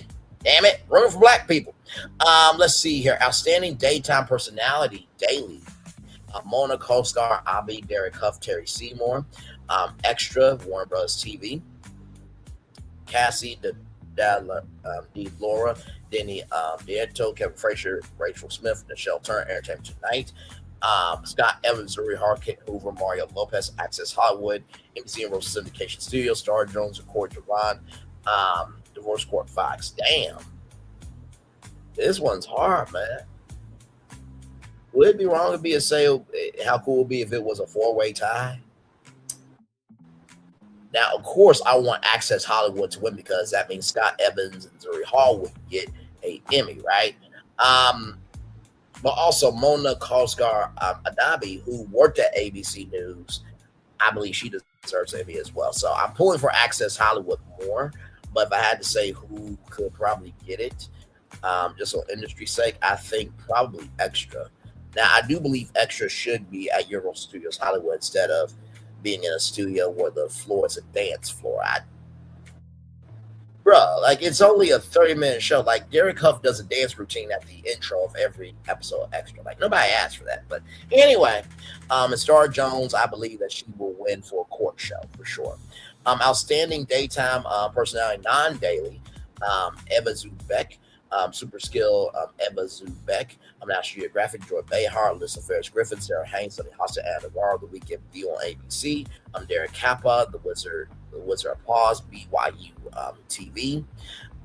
Gia De Laurentiis, Gia My Kitchen Prime Video. Kiki Palmer, Glamming Through the Ages, Key TV Network, Joseph Rosendo Stepping Out, PBS, and Joseph Rosendo Presents. I want Kiki Palmer to win that, absolutely. Outstanding writing team for a daytime drama series, Beyond the Gates, CBS, Bold and the Beautiful, CBS, Days of Our Lives, Peacock, General Hospital, ABC. Beyond the Gates for the win, thank you very much. Outstanding writing for a daytime nonfiction series, Ask This Old House, thank you, Roger Cook, PBS, Expedition Unknown, Searching for World War II's Lost Hero, Discovery Channel, Joseph Centerindos, Stepping Out, Cuba, PBS, Joseph Rosando Presents, Lucky Chow Made in Taiwan, PBS, This Old House, Asherville Rebuilds, probably This Old House for sure. Outstanding directing team for a daytime drama series. I'm surprised that Beyond the Gates didn't get a nomination for this. But, you know, moving on. Days of Our Lives, Peacock, General Hospital, ABC, Young and the Restless. Oh my God, it's really bad outside. What the hell? It looks orange outside, y'all. Like I said, the wildfires that are happening in Canada. Prayers up to Canada. General Hospital, ABC, Young and the Restless, CBS. Outstanding director for a daytime. My prediction. I would probably say Young and the Restless just for legacy's sake. But I do believe Days of Our Lives deserves at least one Emmy because streaming is the future. So if that show wins an Emmy, it goes to show that daytime dramas can work on streaming, right? Yes, indeed. There.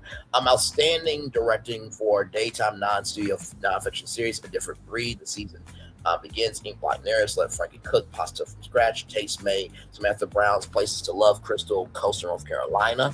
PBS, Super Skill with Eva Zubek, How I Survive a Trek Through the Desert Alone, and Wizard of Pause, Buster's New Kicks, BYU TV.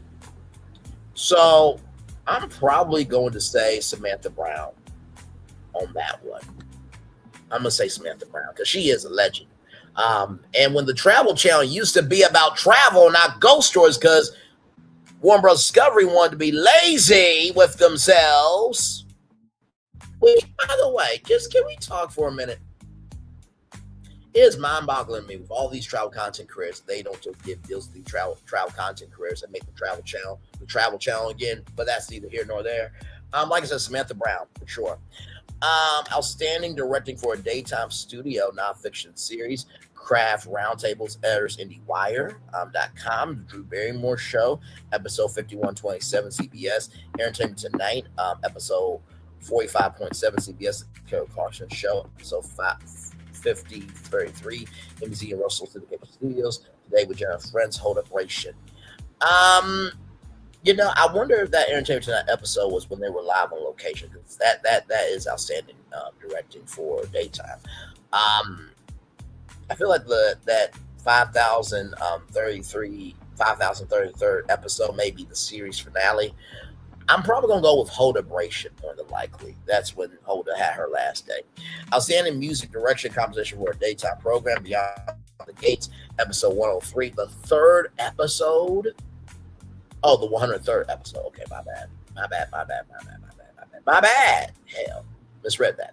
CBS, Half Guitar Will Travel World, the Shed Sound, PBS Half Guitar Will Travel LLC, Kelly Clarkson, episode 5033, NBC, Let Frankie Cook get in the band back together. I wonder if that's Frankie Jonas, essentially. Macy's Thanksgiving Day Parade, NBC Peacock. Beyond the Gates. I'm going for Beyond the Gates for the win. Yes, I am. Let's see here. Outstanding technical direction and video for a daytime program. Beyond the Gates, episode 104. Bold and the Beautiful, episode 9511, CBS. Disney Parks Magical Christmas Day Parade. ABC, Jennifer Hudson Show, episode 4041. Warner Bros. Television and Macy's Thanksgiving Day Parade, NBC Peacock. I'm going to go Beyond the Gates, episode 104. By the way, in case you didn't know, come here. The Disney Parks Magical Christmas Day Parade is filmed in November. It's not live. It used to be. I know Josh Jamal is like, you just shut up. Damn. Your existence is irritating. I just keep it honest, Josh tomorrow. Moving on. Outstanding cinematography or camera work for a daytime production. Disney Parks Magical Christmas Day Parade, France, Made with Love, PBS, General Hospital episode 15,719 ABC, Long Way Home, Lost in Lapland, Apple Long Way Productions, Super Skill with Ava Subeck, They Climb in Skirts, I'm trying to keep up, National Geographic, and True South, Ocean Springs, Missouri, I believe, ESPN. I'm going to go with ESPN on this one, but also, too, I think that France Made with Love is probably more difficult than doing cinematography or camera work for the Disney Parks Christmas Day Parade. Because all you got to do, all right, guys, make sure the castle looks good. All right, snow is falling. People excited, and go. Now, that's not to reduce the work that they do. Y'all stop that. Y'all know without staff and crew, there ain't no Hollywood, okay? So don't get out your feelings. Outstanding editing for a daytime non-studio program, a different breed. The season begins. Expedition Unknown, the Great Pyramid Secrets revealed. Discovery Channel, King of Collectibles, The Golden Touch, Kichiwa, Netflix spoke to Omaha Productions, which is the Manning Brothers production company, Full Day Productions. Long Way Home, Deep in the Forest, Apple, Wizard of Paws, Buster's New Kicks, BYU TV. I'm going to say King of Collectibles because you remember Pawn Stars or Hardcore Pawn.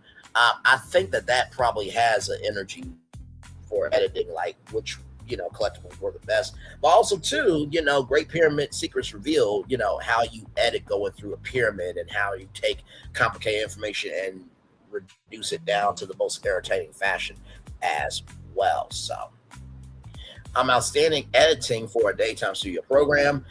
Craft Roundtables, editors, Indie Wired, Drew Barrymore Show, 5137, CBS Media Ventures, Extra at the Emmys, Warner Brother Television Group, Kelly Clarkson Show, episode 5033, NBC Universal Syndication Studios. Now, this is the daytime Emmys, right? Right? Of course, Extra at the Emmys would win. It's the Emmy Awards. That wouldn't make any sense for them not to win it. Outstanding sound mixing, sound editing for a pre-recorded daytime program. Bare Feet with Michaela Mazzulli, Wild Atlantic Way, North Ireland. Dream of Europe, London Part 1 with Abbey Road Studios, BBS. Expedition Unknown, Man in Lines of Kenya, Discovery Channel, Forever Young with Dr. Pablo Picard. Wheel of Age, NBC, Long Way Home, Lost in Lapland with Apple. I'm probably going to say Ireland for that one. Now, I know what y'all think. Man, why not Kenya? That could win too, but I'm saying Ireland because of the landscape. The landscape is usually very dense and dark, and you got to deal with color balancing and all the sound editing and stuff like that, so I believe for that one. But I also believe Man in Lines of Kenya could win it too. Outstanding sound mixing and editing for a live daytime program. Jennifer Hudson Show is taped. Okay. So is The Young and the Restless, Kelly Clarkson Show, The Bold and the Beautiful. So Bold and the Beautiful, episode 9658, CBS, The Jim Russell Show, episode 4039, Warner Bros. Television, Kelly Clarkson Show, 5007, NBC Universal Syndication Studios, Macy's Thanksgiving Day Parade, NBC Peacock, Young and the Restless, episode 13,260, CBS. I will say Macy's Thanksgiving Day Parade for that one. Outstanding Line Direction for a Daytime Program, Beyond the Gate, episode 104, CBS. General Hospital, episode 15,624, ABC. Jim Hudson Show, episode 4010. Kelly Clarkson Show, episode 6169, NBC Universal Syndication Studios, Macy's Thanksgiving Day Parade, NBC Peacock. John Baptiste and Cleveland Orchestra, bro, that would be amazing to go to. And that's, wow, okay. Timing is everything. I'm going for Beyond the Gates for the win. Yep, sure am. Outstanding art direction, set decoration, and scene design for a daytime program. Kelly Clarkson Show, episode 5033, NBC Universal Syndication Studios, live Kelly and Mark. Episode, is that right? 250,414 episode. Wow. All right, now listen, I'm not mad at it. The View episode 6,280. Young and the Restless episode 13,145, and then Young and the Restless, CBS rather for the last one. Young and the Restless episode 13,244, CBS. I'm gonna say the View on that one. I'm gonna say the View. Outstanding costume design and style for a daytime program. Jennifer Hudson episode 4140, NBC, Warner Bros. Television, Kelly Clarkson Show, NBC Universal Syndication Studios, episode 5033, Macy's Thanksgiving Day Parade, Peacock, NBC Peacock, Young and the Restless episode 13,149 CBS, and Young and the Restless 13,273 CBS. I'm gonna say Macy's Thanksgiving Day Parade on that one. I'm like, hello, costume design and styling for a program. That's a live event. Okay. All right. Outstanding hairstyling and makeup for a daytime program. Beyond the Gates, episode 103, CBS. General Hospital, episode 15,719, ABC. Kelly Clarkson Show, 5,033, MC Universal Syndication Studios. Young and the Restless, episode 13,273, CBS. Beyond the Gates for the win. Outstanding casting for a daytime program. Beyond the Gates, better be on you. Beyond the Gates, ABC, General Hospital, ABC, Young and the Restless, CBS. Beyond the Gates for the win. Thank you very much. Outstanding main talent graphic design for a daytime program. Drew Barrymore Show, CBS Media Ventures, Kelly Clarkson Show, NBC Universal Syndication Studios, and Tamron Hall, Disney Entertainment Distribution. I'm going to say Tamron Hall. So that will be happening in the daytime Emmys on October 30th, streaming live on the official National Academy of Television Arts and Sciences, watch.theemmys.tv, and via the Emmys app. All right. All right. Those are all of the nominations there. All right. Let's talk about some Howard Stern, everybody. My Lord Jesus. My Lord, my Lord, my Lord, my Lord, my Lord, my Lord. Let me see here.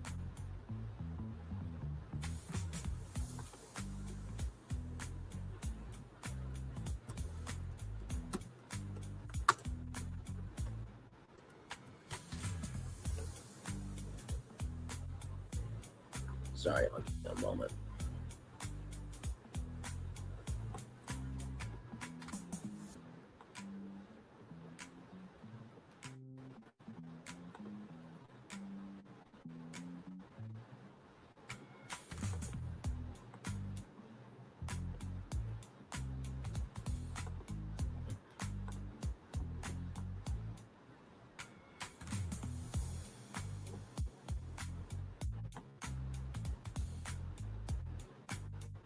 I'm just trying to see something here.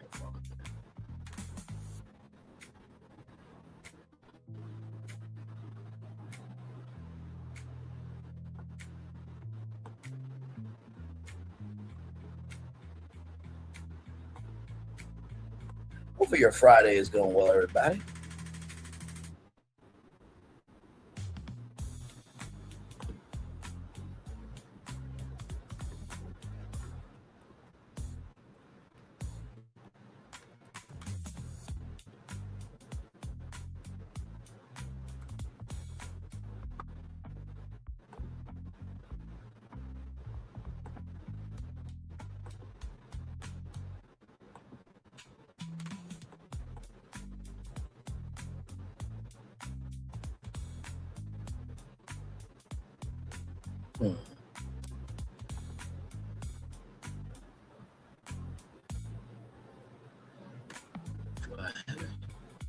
Oh, yes, I do. Okay.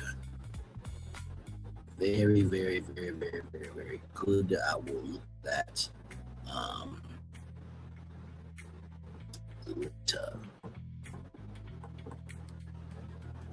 Let's do there. All right. Let me pull this up.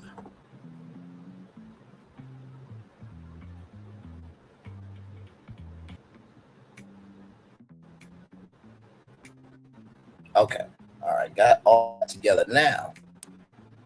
Let's talk about some Howard Stern, everybody, because my Lord, there's a lot going on with him. So as you guys know, he has been at SiriusXM for many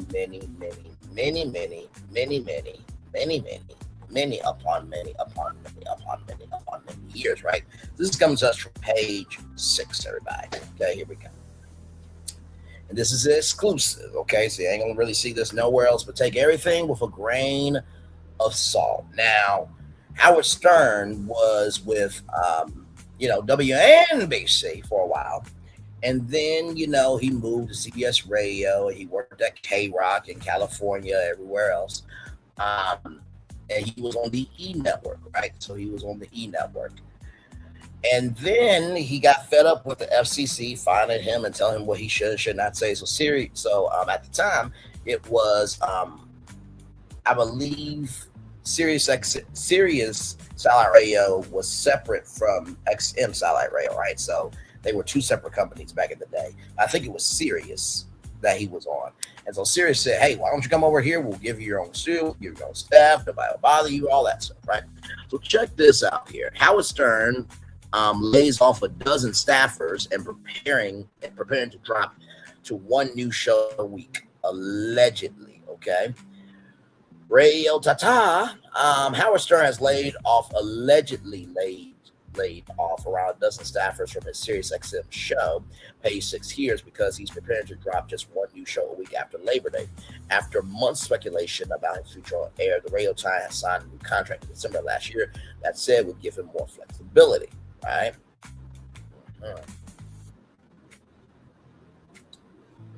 There he is at WNBC. Yes, indeed, there. Oh yeah, we'll talk about that here in a minute. Per our sources, staffers received the news over Zoom on Monday. During the call, they were told that Stern plans to cut back to a single show per week after he returned from studio break. We're told Stern kept a core team of veteran producers, but he just doesn't need that much content anymore. The rest of the airtime is expected to be filled with tape from his vast archive. It's unclear how much the December deal was for, but his previous 5-year contract was worth a staggering $500 million. We're told staffers were sent home immediately after the call. Ooh, man, can you imagine that? You work for Howard Stern or you work for a company all these years and you're fired on a call. I mean, good damn. And received severance packages according to how long they've been with the network. Man. Stern caused a frenzy last year when he announced to his staff on Labor Day evening that he went back on the air as expected after the holiday, the Daily Mail reported at the time. He reportedly skipped the episodes out of frustration with contract negotiations. When he did re-up for another 3 years in December, he said on the show, I'm happy to announce that I figured out a way to have it all. There is Robin Quivers there and Howard Stern there at a live event there. So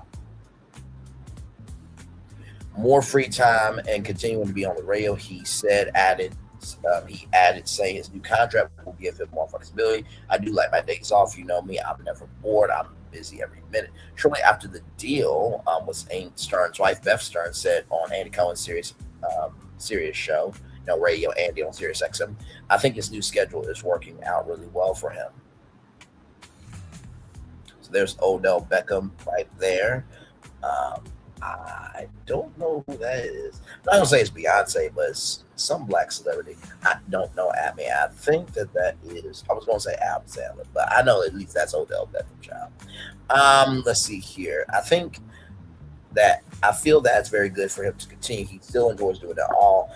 He's still, I think, very good at it. I think it keeps him connected. She said, added that gives her husband, 72 years old, outlet to share his thoughts.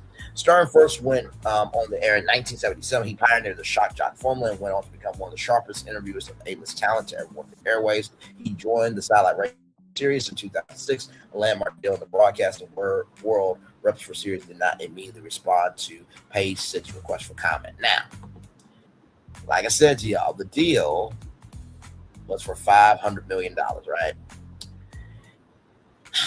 Why in the world am I going to pay somebody $500 million to work 1 day a week? That's ridiculous as a company. There's no way. There's no way. There is no way in hell, right? Now, he's been on the air since 1997, right? So let's see.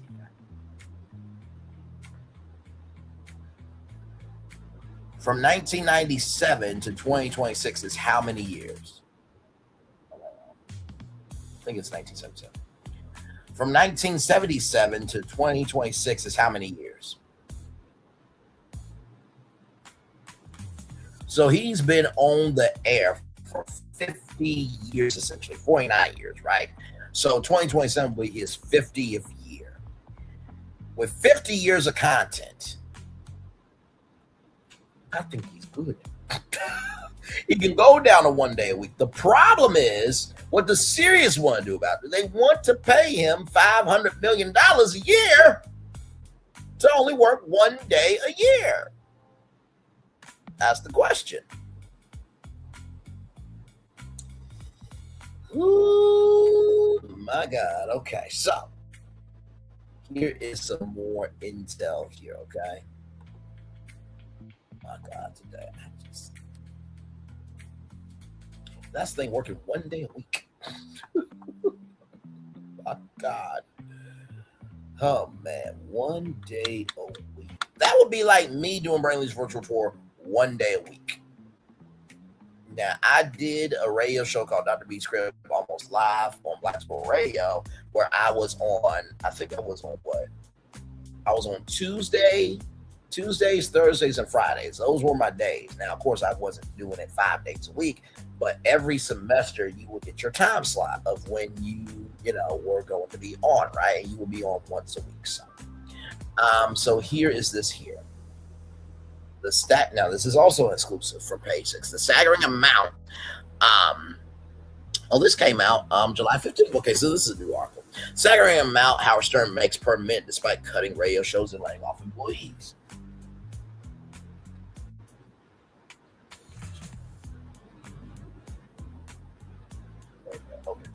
The staggering amount Howard Stern makes per minute despite cutting radio shows and laying off employees. Now, this is all legend. I don't know his bank account, okay? I'm just reading information here, okay?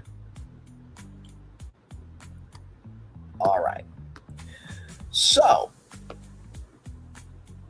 Howard Stern will still be earning a hefty paycheck despite cutting down his SiriusXM show to one episode a week and laying off employees. The radio tie-in renewed his contract with SiriusXM for the Howard Stern show, a 3-year deal in December 2025, though the amount for his current contract hasn't been disclosed. He's coming off an eye-popping $500 million year over 5 years, right? So basically $100 million a year, right?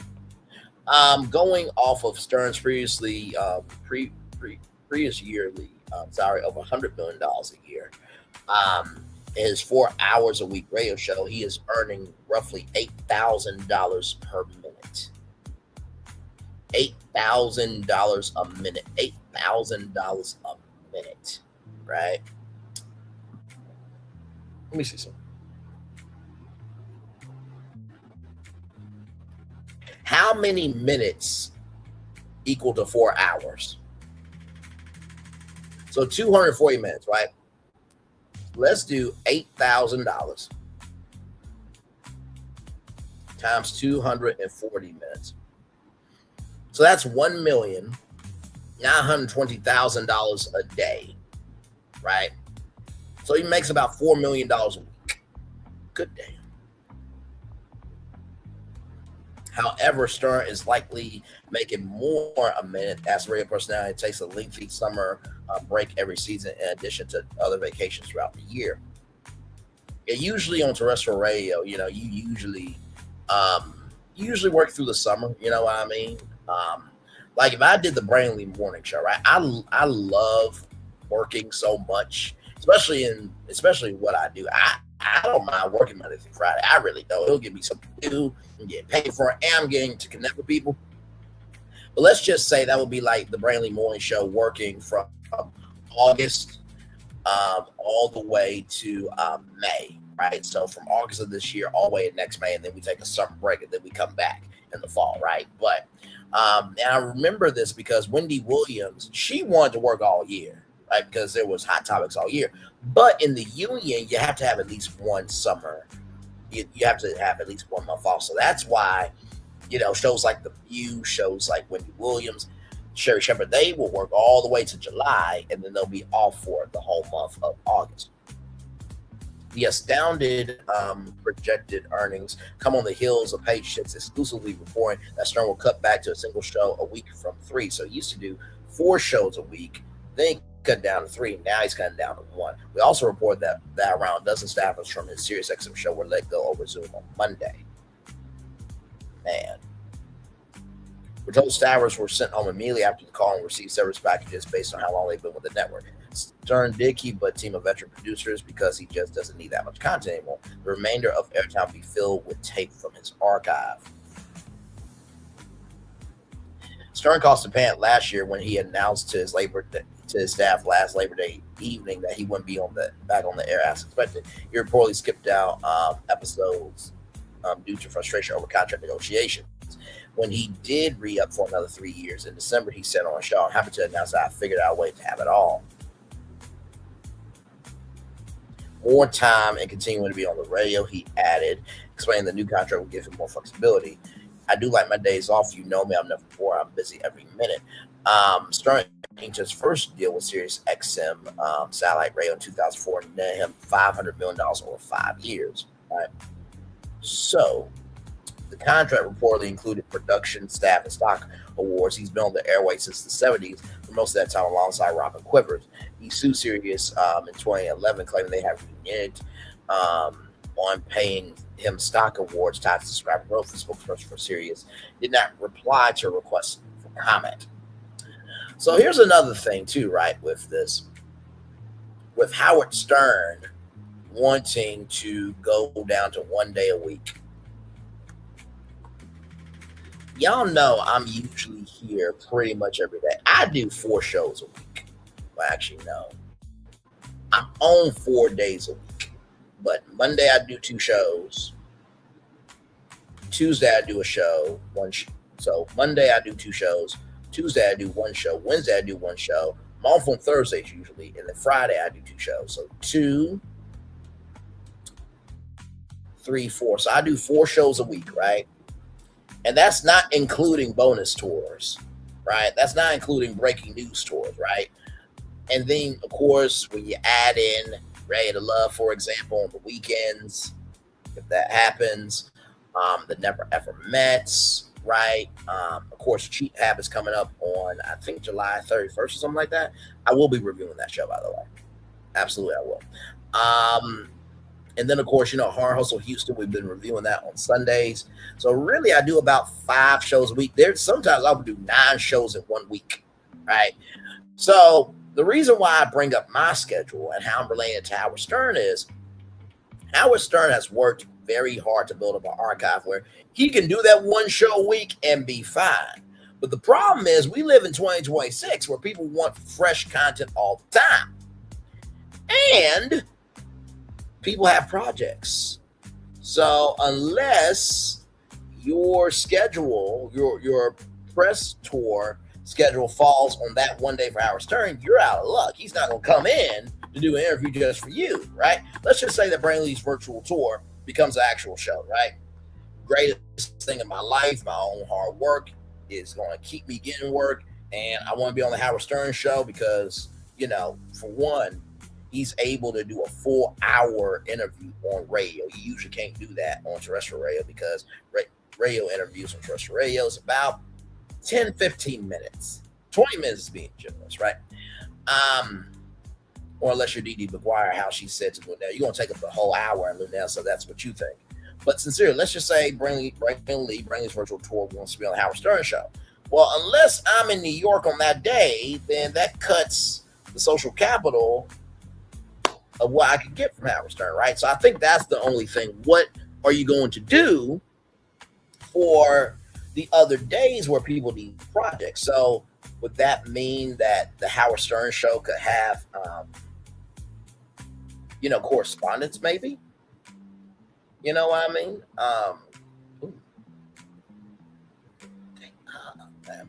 Sorry, y'all.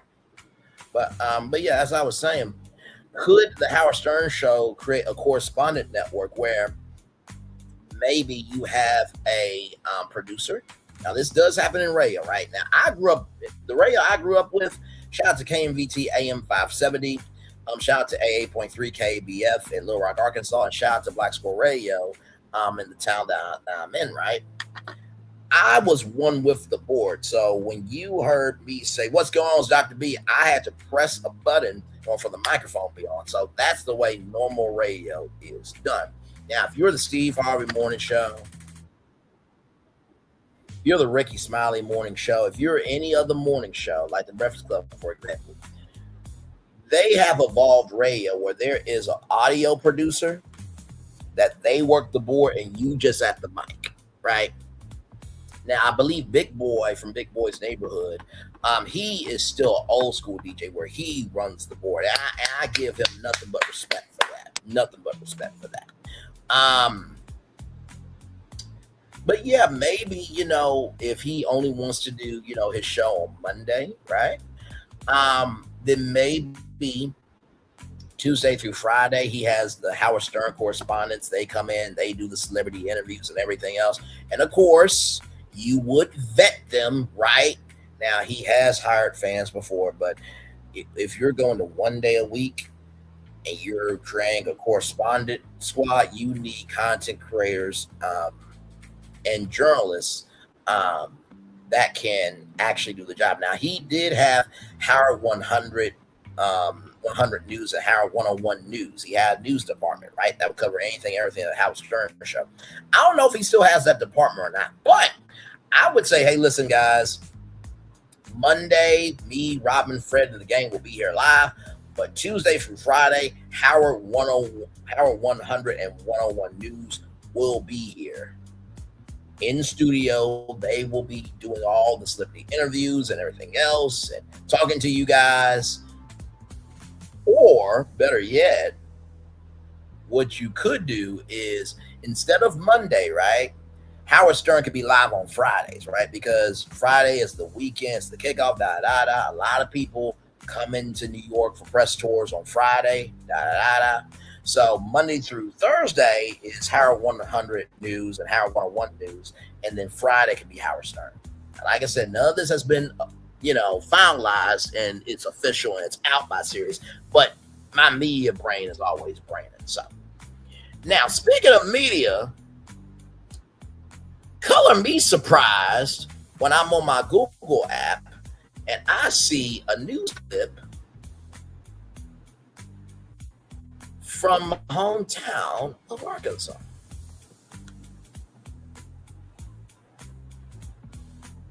Now, I want you to look at this, okay? Now, this is from the Arkansas Times, all right? Arkansas Times is a huge publication in Arkansas. Now, I want you to see this, okay? As it gets over here. Okay, let me make sure y'all can see it.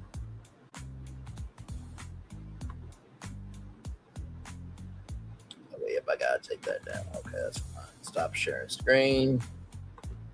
Stop sharing screen. We've been flying through this show today. It's been good. It's been good. Good content.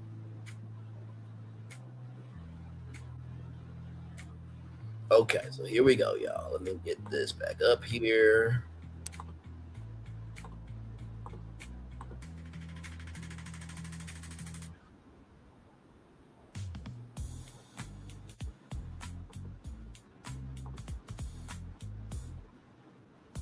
All right, here we go, y'all. So Arkansas Times. Cenat Streamer University descends on Arkansas. Cenat is in Conway, Arkansas, y'all. Here we go.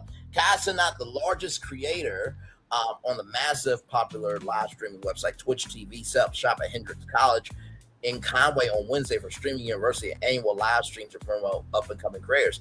You might not know Cenat, but the Zoomers in your life almost certainly do. The 24-year-old boasts more than 20 million followers on Twitch, which is a television network at that point. More than any other creator, he draws hundreds of thousands of viewers to live footage of himself playing video games, hanging out with celebrities like Kevin Hart, Snoop Dogg. As I'm writing this, there are more than 690,000 people watching Cenat stream, where he and more than 100 other content creators appear to be at Hendrix College in Conway, Arkansas. Cenat and his production team have disclosed the location, but looking at his live stream, it's clearly the home of the Warriors. Little Rock Hood News. Shout out to Little Rock Hood News, making it to the big leagues of the Arkansas Times. First report, Cenat on the Cenat Rumors on Tuesday. Spokesperson for Hendrix College did not return a voicemail to the comment, so we couldn't verify until Cenat went live around 3:30 p.m. Sure enough, Cenat was broadcast from what appeared to be the Murphy House on Hendrix campus. He quickly hopped on a golf cart to show off on the grounds. Cenat told viewers not to attempt to enter campus, adding police would be around to nab any interlopers. Initially told studios and small streamers in attendance, hoping to make it big, not to leak the location of the event. His efforts to obscure the location were especially thorough, though, as Cenat showed the map of the campus and referred to buildings by their actual names to an audience of nearly 700,000 people. They'll be right now getting flights to go to Conway, Arkansas. In addition to the staggering viewing numbers Cenat pulls, he draws massive crowds in real life. In June, auditions for Streaming University at State Farm Arena in Atlanta were shut down over safety concerns after 1,000 people gathered at the same hoping to meet Cenat. Cenat was charged with inciting a riot after a 2023 event in New York City that drew thousands of people to Square. I think he was trying to give away game systems at that time. Charges were dropped in 2024 after he agreed to pay restitution and apologize. The first Streaming University event was held last year at the University of Akron in Ohio, where viewers collectively watched the estimated 23 million hours of footage. Cenat will be live streaming from Conway through July 20th. So 16th, 17th, 18th, 19th, and 20th. So 5 days. And I got to tell you, Kai, much love to you, brother. You know, it goes to show we really don't know people that well, because as big as Kai is, right? As big as Kai is, I would think, you know, he would go to, you know, like the University of Miami. You know, he would go to, hang on, y'all. Let me see if I can get back to the outside. There we go. Okay. I would think as big as Cenat is, he will go to the University of Miami. He'll go to New York University. He will go to USC. But the fact that he went to Akron, Ohio, the fact that he went to Conway, Arkansas, he is recognizing that these towns that don't get enough attention also deserve a national stage. So, Kai, you good in my book, brother. You went to my hometown, gave him some love. I appreciate that. Now, let's talk about the Today Show, what happened with the Today Show. Because this is going to lead to our final destination of the day about the March on Washington. So Today Show intruder arrested and allegedly hurled slur at Craig Melvin. This is an exclusive here. So at 11:05 a.m. Pacific time, so that would be 9 a.m. They said 9:19 around that time. NBC News Today tells TMZ there was a security incident this morning at the Today Show studio, and an individual entered an unauthorized area during a vestibule near Studio 1A. The person approached anchor Craig Melvin, who alerted security. The individual was detained, taken into custody by law enforcement without further incident. There was no altercation, no one injured. They continue. Today is fully cooperating with law enforcement as they continue to investigate the matter. NBC and Today take the safety and security of our employees, staff, talent, and guests extremely seriously. We are reviewing protocols. We're reviewing the incident and our security protocols and remain committed to provide a safe and secure environment for everyone who works and visits our studios. A terrifying security breach rocked the Today Show. Thursday, March stranger breached security and stormed inside the building from the plaza before allegedly lunging at NBC host Craig Melvin. Law enforcement sources tell TMZ the man was asking for Al Roker after somehow slipping past security. We're told that he couldn't find Roker and turned his attention to confront Craig and restrict the area after allegedly lunged at him while yelling the N-word at him with the GR at the end. So here's the thing, right? At the Today Show, I showed y'all the behind the scenes of the Today Show, right? There's like a hallway, right, where it has like the Today Show door on it.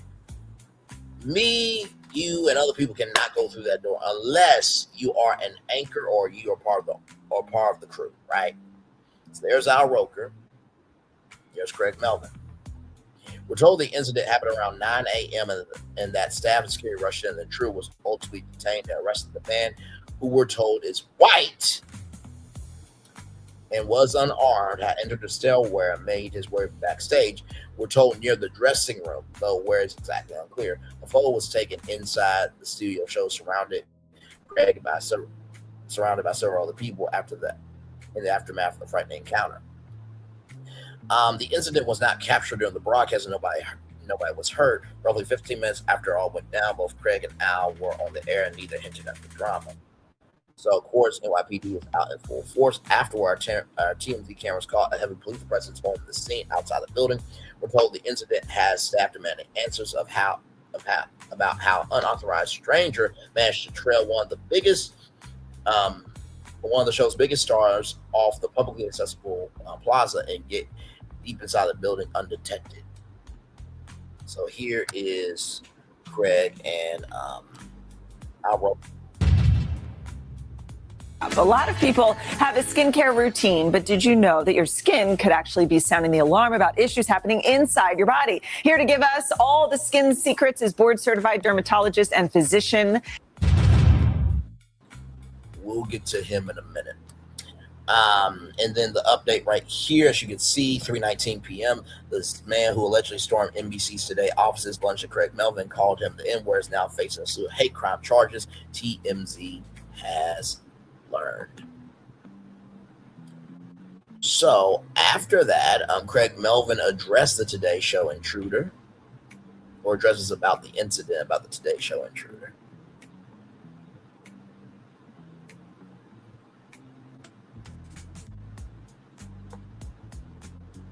So here we go. Here, we'll watch that clip here in just a little bit. Craig Melvin live on air. Hang on, let me pause it here. Craig Melvin live on air has addressed the shocking Today Show incident that saw a man bypass security and lunge at the NBC host while spewing a racial slur. Craig briefly caught up the scary situation during Friday's broadcast, saying the man was thankfully apprehended quickly, and his colleagues are fully cooperating with the New York City Police Department as the investigation continues. He added, "We are just happy that everyone is safe." TMZ broke the news about the intruder yesterday. Law enforcement sources told us the crazed individual originally planned to confront Al Roker, but turned his attention to Craig once Al was nowhere to be found. The man, identified as Andrew Truelove, which, by the way, Andrew was not true in the love that he was giving. What y'all? It was right there. Y'all.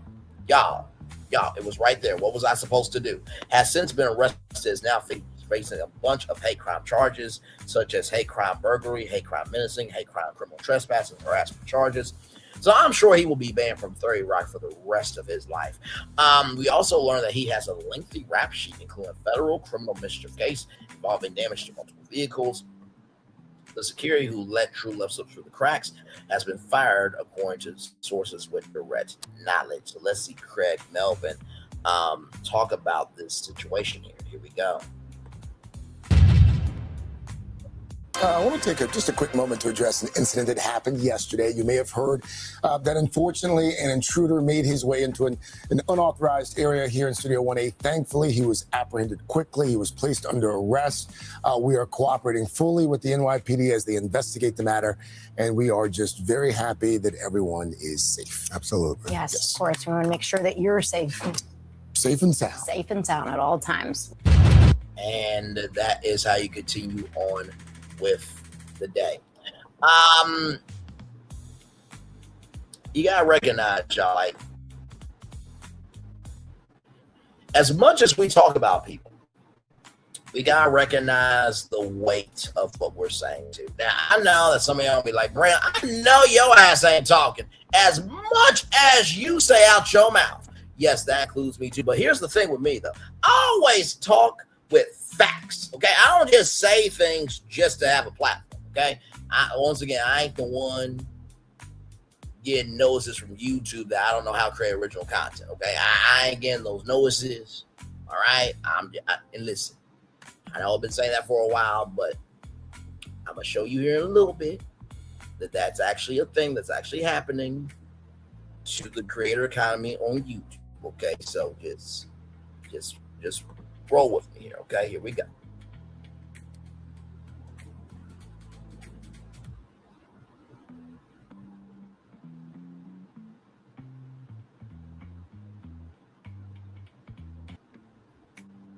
Okay, let's see here. All right, here we go. Today's show, hate crime suspect. Come on now, damn it. There we go. Today's show, hate crime suspect who allegedly targeted Craig Melvin was a homeless ex-con with a long criminal history. This is an exclusive from the New York Post. The man accused of barging into NBC Today Show studios and allegedly hurling a racist slur at co-anchor Craig Melvin Thursday has spent years cycling through the criminal justice system, including prison time, homelessness in California, and multiple recent arrests in New York. Andrew Truelove, 41, allegedly slipped into a restricted vestibule, which let's find out what that is, because we don't mind learning things around here.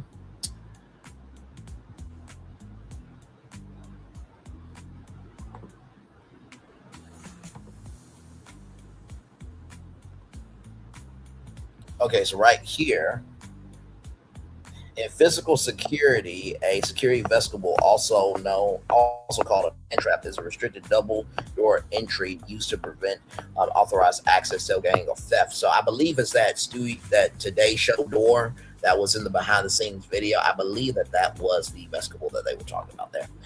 Near Studio 1A at 30 Rockefeller Plaza around 9 a.m. in the Manatee, longtime weatherman Al Roker, law enforcement sources said. Instead, he encountered Melvin and allegedly called him the N-word, and there he is right there. That's the guy. I mean, good. Damn. I would see why he would be upset. I mean, Craig Melvin and Al Roker are both handsome, smooth, and articulate men, and he's just that. Now, of course, his mother didn't swallow him, so, he just is a parasite to society, but that's neither here nor there.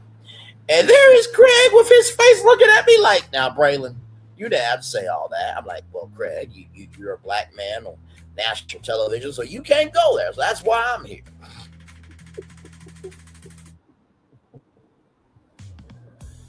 So there he is there, I believe. Melvin alerted security and an NYPD officer working a paid detail. Paid detail pretty much means you have a deal with NBC, or you have a deal with a company, so you pay for security detail for the building and everything else. Wendy Williams had that when she was at I believe it was Chelsea Studios, I believe, in New York. Inside the building, detained Truelove. According to police, he was taken to the Midtown North Precinct and charged with burglary, menacing, and criminal trespass, and hate crimes, as well as harassment. Police said. Law enforcement sources said Truelove had been arrested several times in New York City within the past year. Melvin alerted security. I already read all that. And then there's a close-up of him. Good God. Why does he look like Boogie 2988's brother? I'm just saying.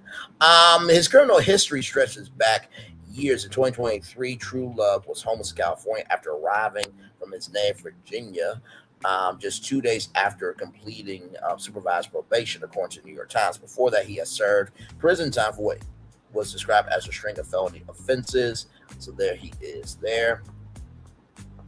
There's Al Roker. After landing at LAX, he landed at LAX, John. True Love drifted across California before exhausting most of his money and winding up living on the streets of Southern California. At the time, he said he suffered from PTSD and related mood disorder, had no friends or family in the state. He spent much of his time sleeping outdoors and lingering outside 7-Eleven after his plans to launch a social media platform fell apart.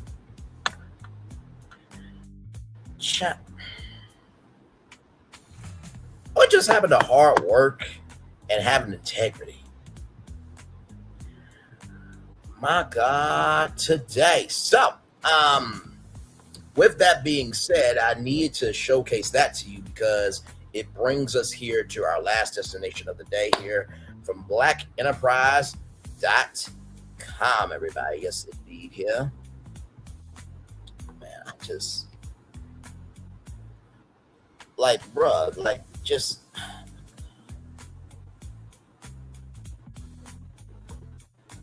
Now, of course, if you were trying to say, hey, Craig, or, hey, Al, how it works is during the 8 o'clock hour, they'll come up to the plaza and interact with the Today Show Plaza family, all that stuff. There's a guy named Lenny that's been there for years. And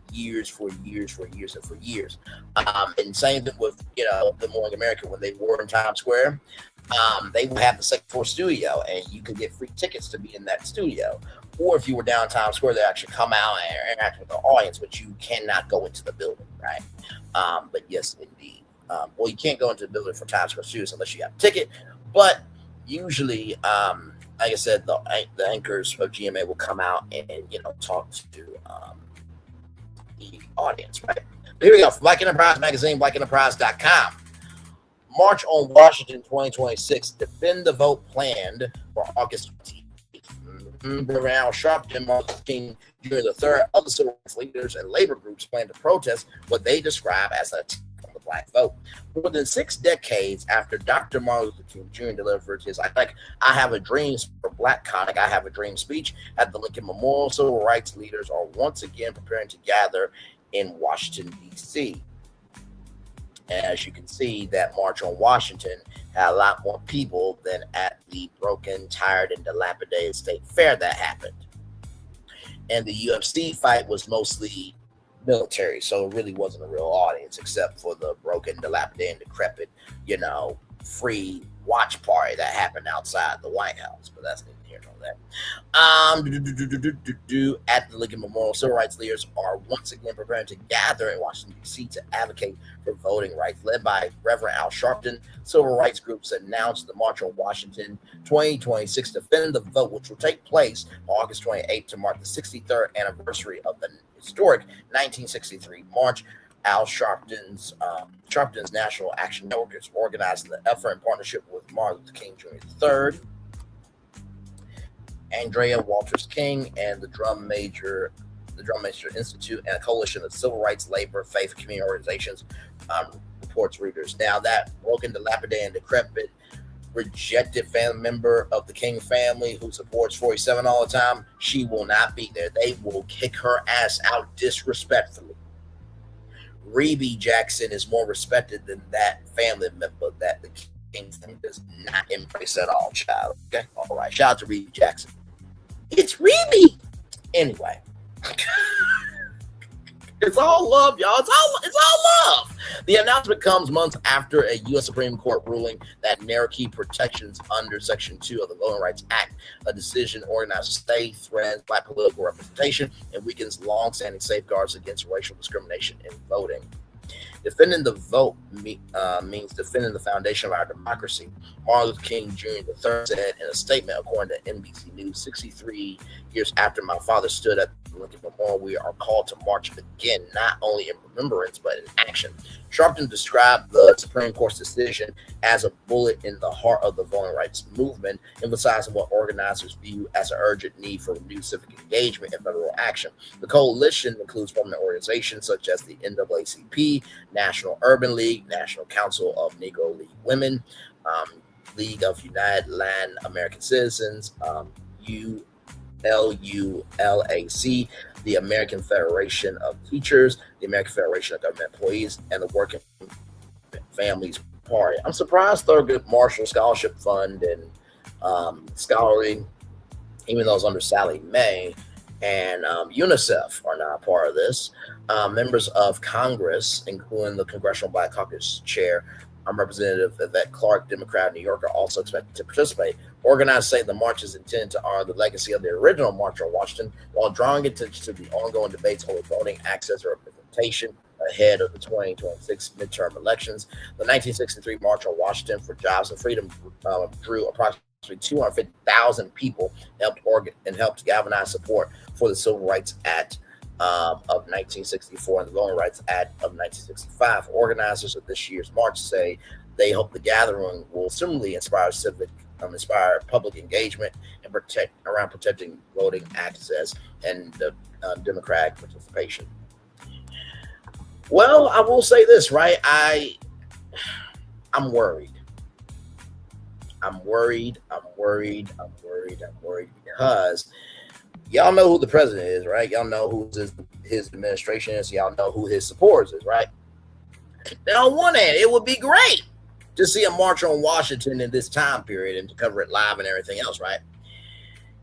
But number two, how cool would it be to do a march on Washington that whoops ass on 47's inauguration and that state fair and the UFC fight, right? So that would be great to see.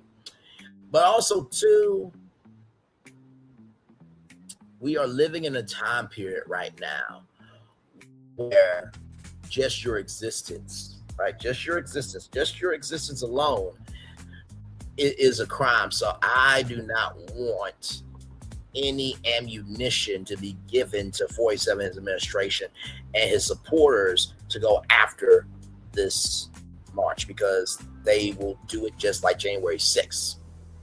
And just like that white woman who got deleted with a car being ran over by her, and we have not forgot about ICE also deleting people in the middle of the day unnecessarily, and then Sandra Bland and George Floyd and many others who should still be here. Amen.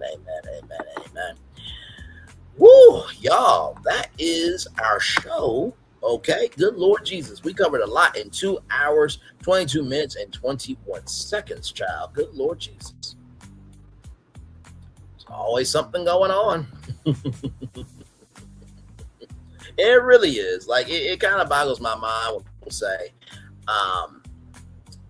man, you know what I mean? Is there anything else really going on in the world? Like, yes. You actually do your research, yes. Yes. Now, I do want to bring up something here, because I've been saying for a while, I'm not a person that has, begin notices from YouTube that I don't know how to create original content, right? I've been saying that for a while. And I want to show you something from Tube Filter. Okay. Let's show you something. These are facts. We don't make it up to have a platform, okay? All right, going on. Give it a moment, y'all.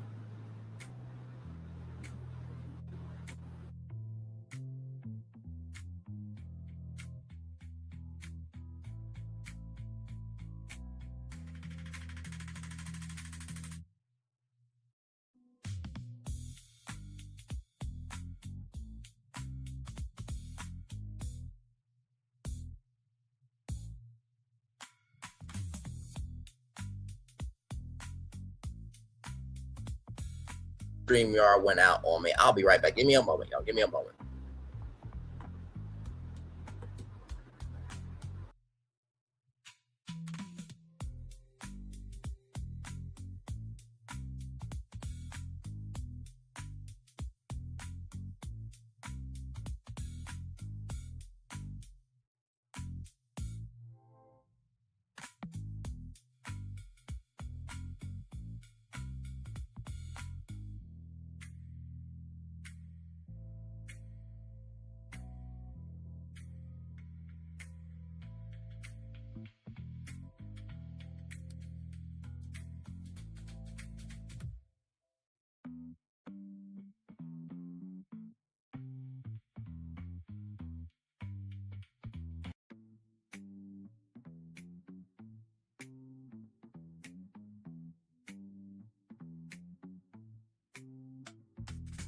Hey y'all, I'm back. I'm so sorry. Stream y'all went out. I got to say before. I got to refresh my thing. Let me see here. Should be able to do it live, I believe. Oh, no, that is the background there. My bad. I meant my virtual background. But you see how I'm able to go to Disney, go to the fountains. Give it a moment, it'll show up. And then, of course, y'all remember, for you old school heads of the channel, it's still right here. Still right here. It's still right here on the highways and the byways and the possibilities of what can be. So, but anyway, as I was saying, so y'all know I've been saying for a while that, you know, I'm not the one getting notices from YouTube that I don't know how to create original content, right? Well, let me just show you from Tube Filter here, okay? Let me show y'all from Tube Filter here.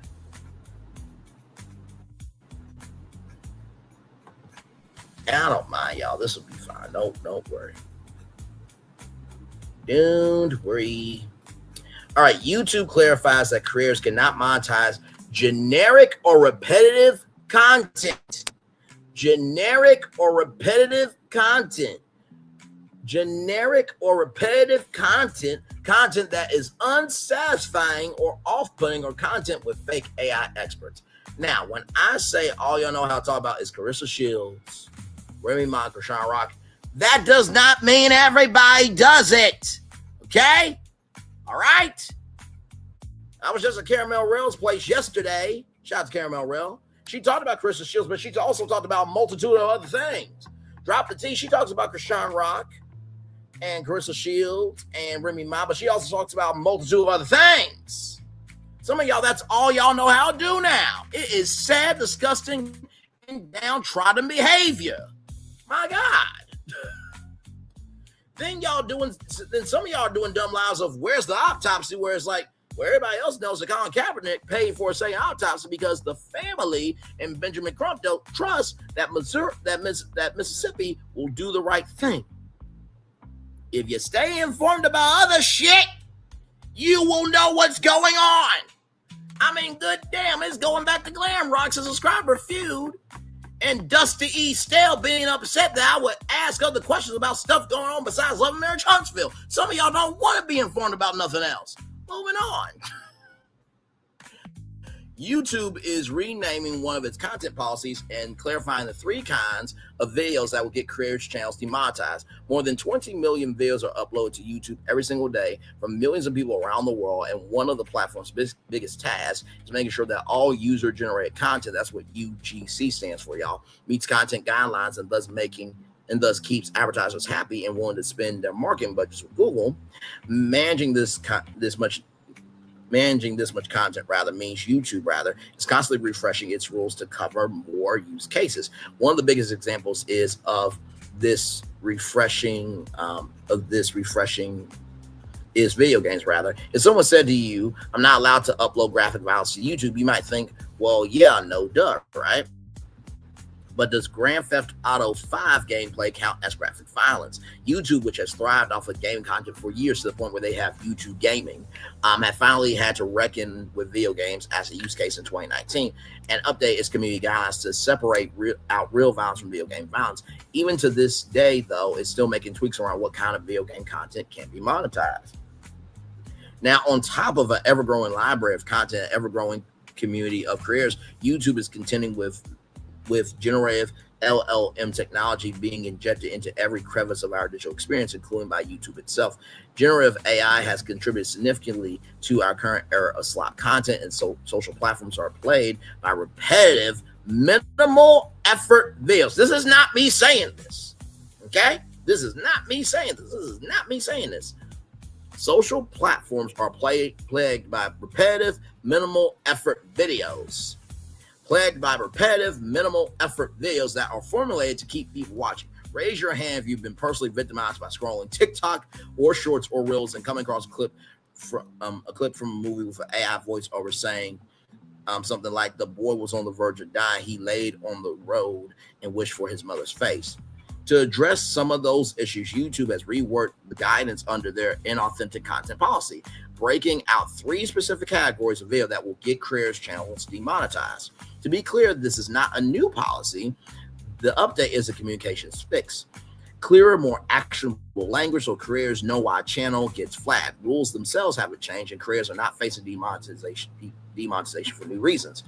The 3 categories of videos that are not allowed to be monetized under this policy are generic and repetitive content, unsatisfying or off-putting content, and AI personas related to sensitive topics. I just want to zoom in here for anybody who may be sensitive to factual information. I just want you to see that I'm not making this up. These are actual facts here, okay? Generic or repetitive content, unsatisfying or off-putting content, and AI personas related to sensitive topics. Generic or repetitive content, unsatisfying or off-putting content, and AI personas related to sensitive topics. Generic or repetitive content, unsatisfying or off-putting content, and AI personas related to sensitive topics. Now, I know what y'all thinking. Well, Brian, you repeat content all the time. No, I don't, actually. Have you seen our YouTube channel? Now, sure, you could say that, I do talk about certain people from time to time. If they are a trending topic, yeah, you'll see that face on the channel, but it will also be some new content to it or some updated content. So that's not repetitive. The format is the foundation of the show, right? So formats are repetitive in nature based on the intro, the meat of the show, the content, and then the outro, right? Unsatisfying or off-putting content. Now, we have talked about some off-putting things on this channel, but unsatisfying, never, darling. Never, ever, ever, ever, ever, ever, ever, ever, ever, ever, ever, ever. And AI personas related to sensitive topics. Never done that. If anything, I am always bringing you sensitive topics from the people that can handle that sensitivity. So I know that my confidence is offending your insecurities. In the words of our coach, Deion Sanders, okay? Don't let my confidence offend your insecurity. Don't let my confidence offend your insecurity. Don't let my confidence offend your insecurity. Listen, if you recognize that you can do more, maybe you won't fall into one of these 3, okay? Just saying. Or you can keep doing what you want to do and just not have any money. So, anyway, moving on. Generic or repetitive content is content that looks like it's made with a template or may feel repetitive to viewers after watching several videos in a row from the same channel. Now, a template is very important when you are making content, right? There's a template for the show. We cover media, culture, entertainment, commerce, and theme parks from Black perspective. That is the template. But the blessing of that template is we plug in and play with a multitude of topics, a multitude of stories, a multitude of destinations, a multitude of here, there, and everywhere, all around the world, and Okay, all right. Well, that may feel repetitive to viewers after watching several videos in a row from the same channel. YouTube explains examples of volatile content include content with low educational value, little commentary, and minimal variation across numerous videos on the same channel.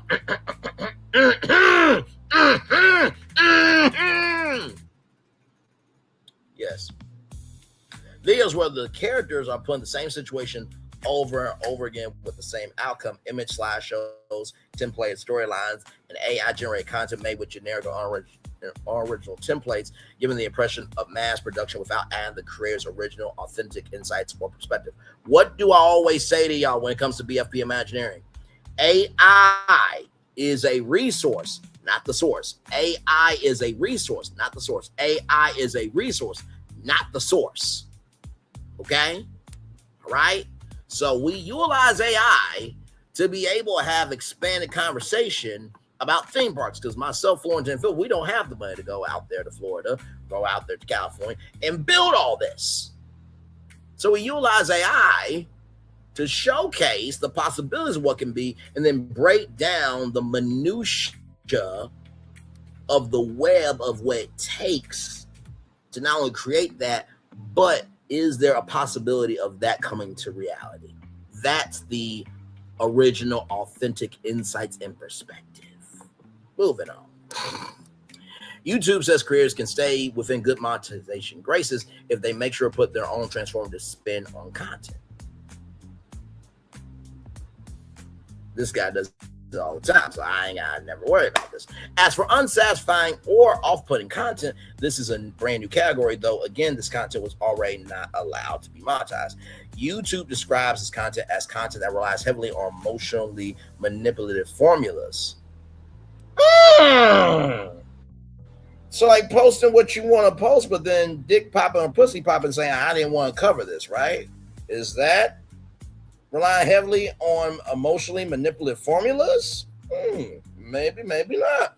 Mimicking existing formats or stories to a degree that the videos feel interchangeable or appears to designed to shock or surprise viewers for the sole purpose of getting views. Okay, then. Examples ran by YouTube include content that repeatedly uses disturbing themes such as violence or loss without building or a cohesive narrative. Channels that heavily rely on generic templates or emotionally manipulated themes like a series of repetitive scenarios of animals and exaggerated distress or peril. Would that mean Poetic Flacco? Because he has like the same thumbnail all the time of like people crying all the time. But I'm just asking questions. No shade, no hate, no draggerization. Content that lacks a clear narrative arc or logical progression, such as videos that stitch together unrelated or inconsistent AI clips to surprise or shock viewers. Content that use deceptive or misleading imagery or narratives, such as realistic visuals, tricking viewers to believing a fake celebrity death or natural disaster has occurred. So clickbaiting. So clickbaiting now has a heavy weight in terms of consequences. Consequences! Shout to Key and Bill. The third and last category pinpoints AI. YouTube is obviously cool with creators putting AI people in their videos, especially if those creators are using Google's own tools to do it. And AI and YouTube are coming together rather more and more. But says issues arise when creators are using AI to speak on sensitive topics that can have real world consequences. This includes any content that presents itself as a human expert, providing advice to viewers on topics such as health, legal issues, finances, or politics. YouTube explains. To protect viewers who may be confused or otherwise negatively impacted by this content, channels uploading this content will not be allowed to monetize. As you probably expect, grounds for demonetization are things like videos where an AI doctor is supposed to talks up supposed wellness remedies, an AI podcast host giving out financial tips, or an AI lawyer giving legal advice. While there are no material changes here in what YouTube allows, this updated policy should give creators a clearer idea of what they are allowed to monetize and give viewers an idea of what sort of content they should be reporting. So, just in case you want to actually be something in life, it's important to know what's going on. So, that's why we do what we do over here. Okay, all right, just moving on. Some of y'all are allergic to facts, but moving on. Finally, everybody, this story right here, we don't hear too many, stories like this, right? We don't really hear too many stories like this, so definitely want to showcase this to y'all.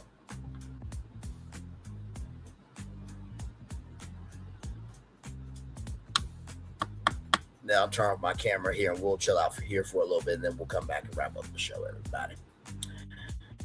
Man, what tour this morning, this afternoon. Okay, here we go.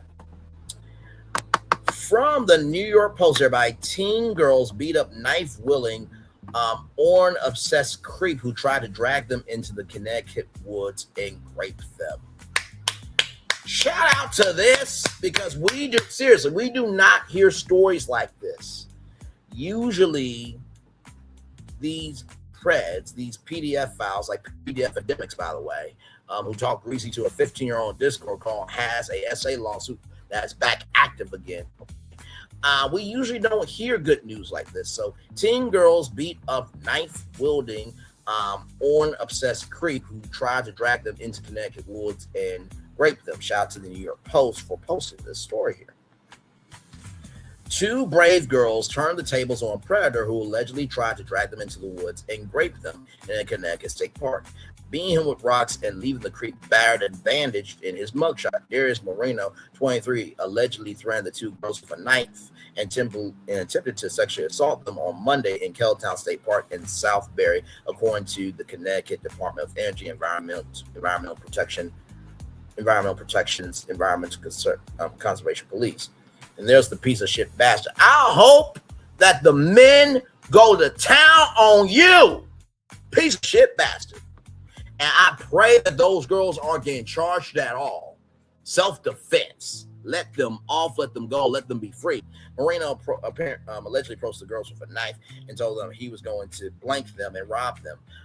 Marbury State Attorney Maureen Platt told the courtroom on Moreno's arraignment on Tuesday. The CT Post report. The Orno obsessed sicko then tried to drag the teens into the woods, then by their hair, and threw one of them down to the ground before trying to suffocate her by pressing her head into the dirt, prosecutors alleged. Moreno then tried to place the other girl in a chokehold, Platt described. It's a horrific scene. The girls were terrified, Platt said. The arrangement, according to the outlet, despite their fear, the girls fought back. One of the teens managed to wiggle free and bravely hurled a huge rock at the pervert's head, but Marina would not let go of her friend.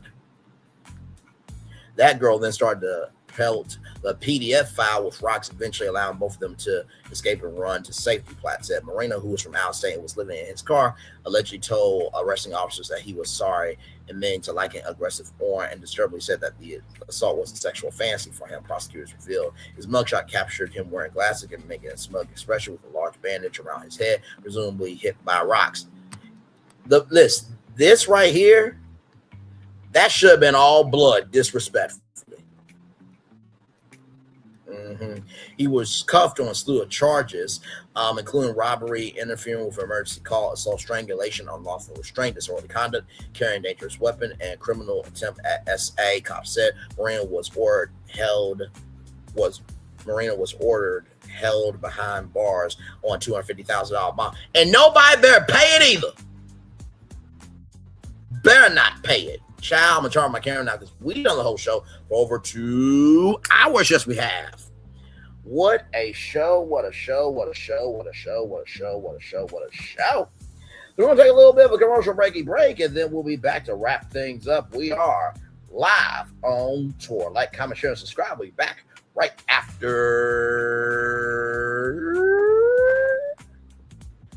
this rolling. By the way, everybody, the Canadian wildfire smoke is spreading unhealthy air across the northern United States. If you do not need to be outside, do not be outside. Okay, all right, because I just got a AQI forecast. Check the unhealthy air quality in your area right now.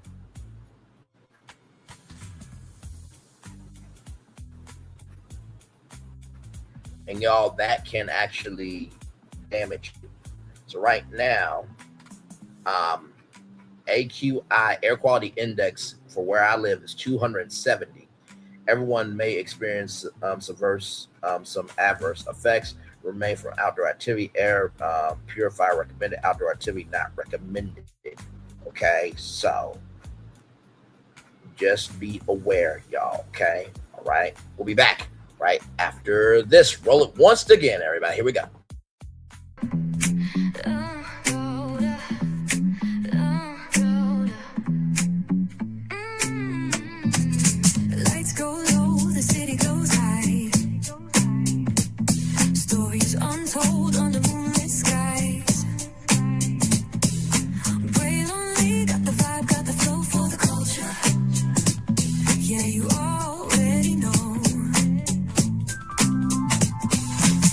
Turn it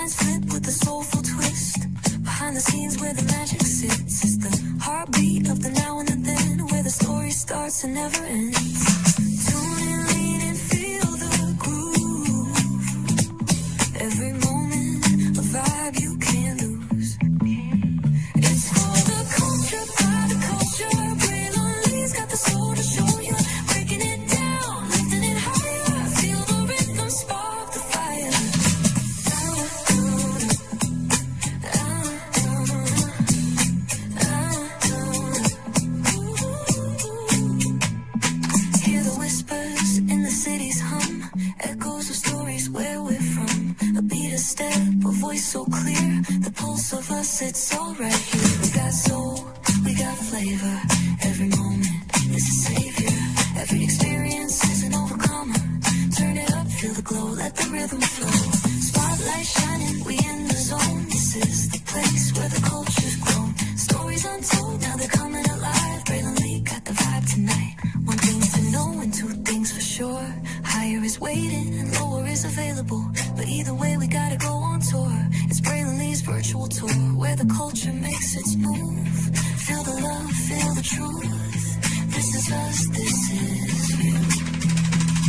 From the unknown, the unembraced and more. This show, this brand and the possibilities of what can be is all here for you. I'm just a kid from the rock, trying to be a rock for people, trying to make it best they can to become. Being moved as a creator of power to lift up all of us, not just a selective few. For the culture, by the culture, here we be. Braylon Lee, bringing life to your screen. Feel the soul, feel the truth, we're free. Trust and believe it's entertainment, news done away with. Braylon Lee, starlight sharp like a diamond shine. We see the stars, but the stories align. Deep in the soul where the heartbeats find. The pulse of the people redefining time. And just a pro tip, people have to earn the right to hear your story, but in addition to that, people have to earn the responsibility to be a part of it. Just because we are not seen by everybody doesn't mean we are not been seen by who needs to see us.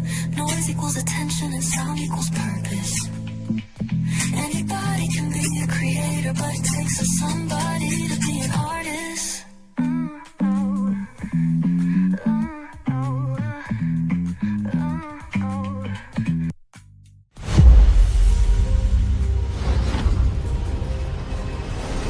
Beyond this gate, find gardens green and epic worlds to fill your dreams.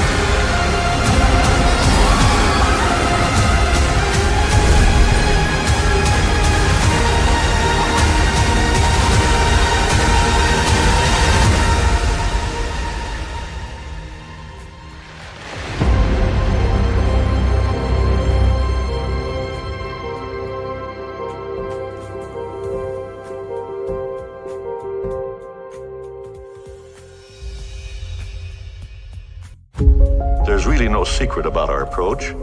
We keep moving forward, with the hope that it will be a source of joy and inspiration to all the world.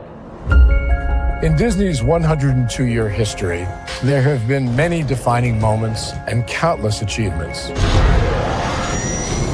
Today, we celebrate another thrilling moment, the creation of a spectacular new Disney theme park resort coming to Abu Dhabi.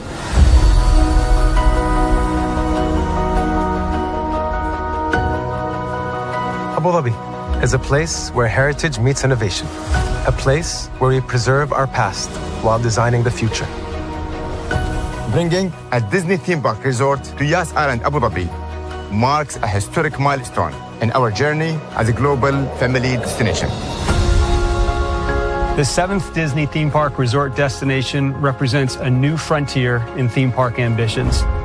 Our resort in Abu Dhabi will be the most advanced and interactive destination in our entire portfolio.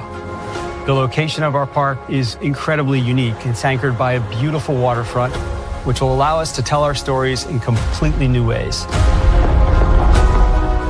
Ultimately, this project will be a celebration of what's possible when creativity and progress come together.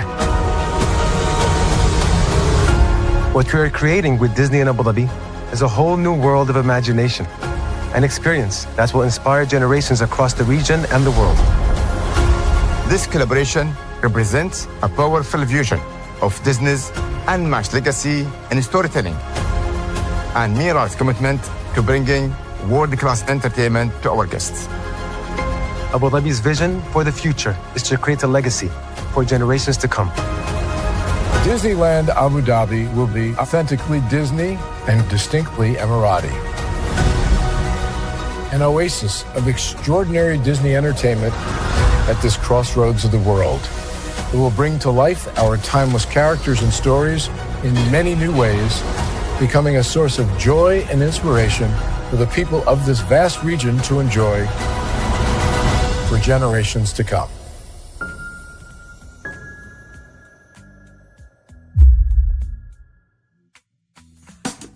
Caesar. Just look at him. Politician. General. Author. Ruler. Man.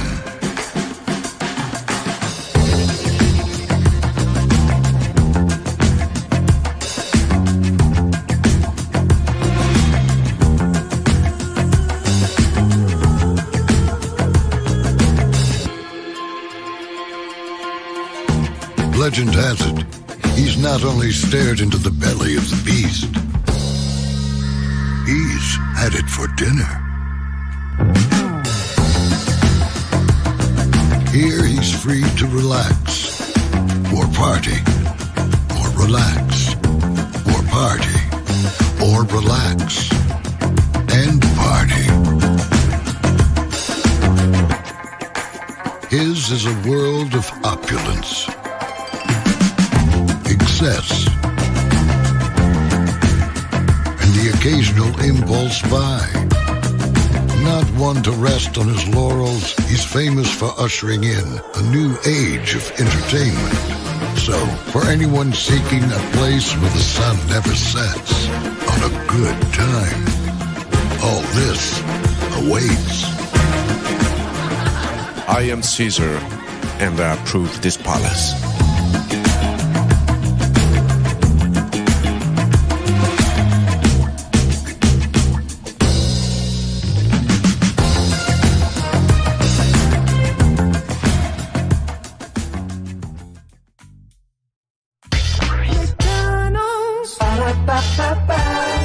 I'm loving it.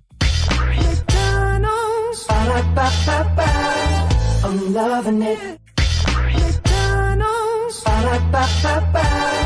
I'm loving it. I love you so much. I had to tell you thrice. Welcome back in to Brainley's virtual tour live. Glad to have all you here. What a epic tour we have had this morning. Talking about Verizon. I'm getting rid of all of those stores and over 3,000 1,000 employees. My God, I said light, love, and prayers to each and every single employee, and also to hopefully those stores that are sold, hopefully the comeback of Alltel and Singular Wireless can come back as well. So praying for that. I know what y'all are saying. Well, why about Sprint and Nexstar? Well, Sprint has had a life as a cell phone company, as an airline. So I think, third time, it might be pushing it. And Nextel, I'm surprised that they didn't really. I think Nextel is still around. I don't know, but they should have really locked in as a walkie-talkie company and just sold business work phones that as their company model. But hey, listen, Alvin the Chipmunks potentially making a comeback. Very excited about that. And if the movie is going to be as funny as those were, I cannot wait to see it. The Boseman family making it do what it do with Boseman Family LLC. I think that is a beautiful thing, and hopefully we'll see movies and TV shows and a lot more coming out soon. I'm sure that they will collaborate with Courtney B. Vance and Angela Bassett's production company as well. D23, the largest convention floor ever. We'll see what the fans have to say if they feel that this really is making it do what it do, if the fans are embracing what Disney has to say, or if the fans feel that this is more of an advertisement than a cultural experience, right?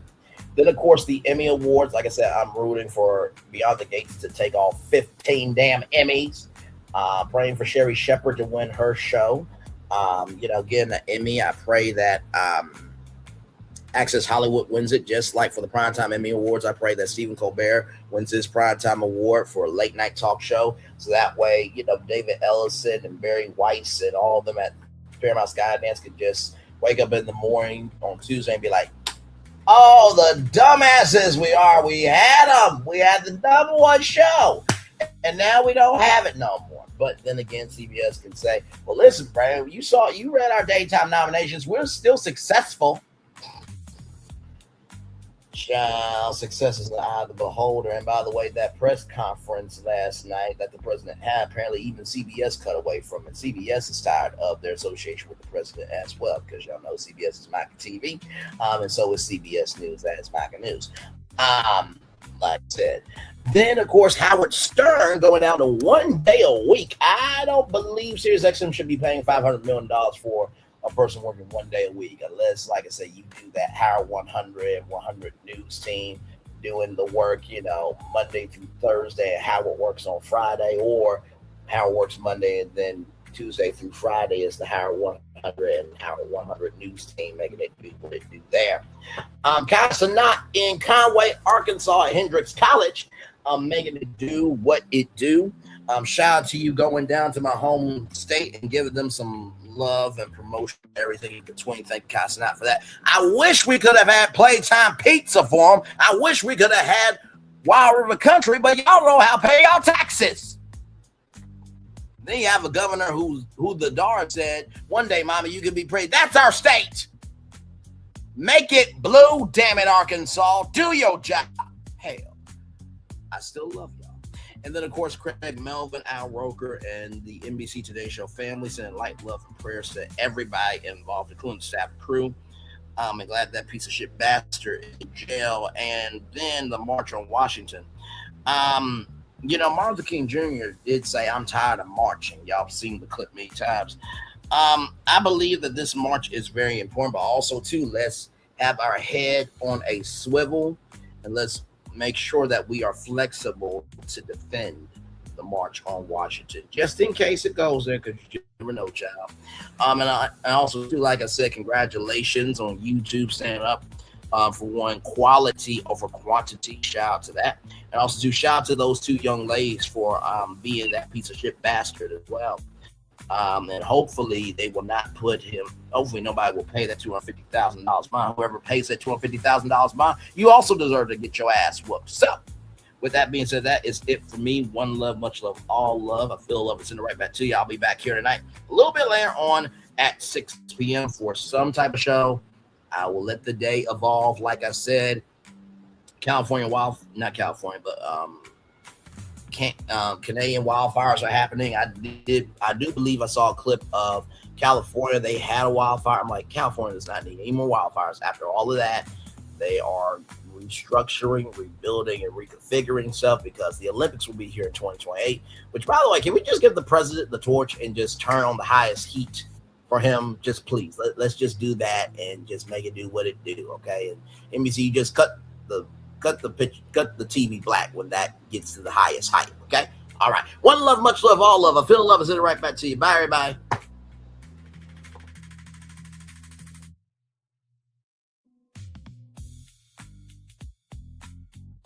I thought I should tell you they've been talking about you.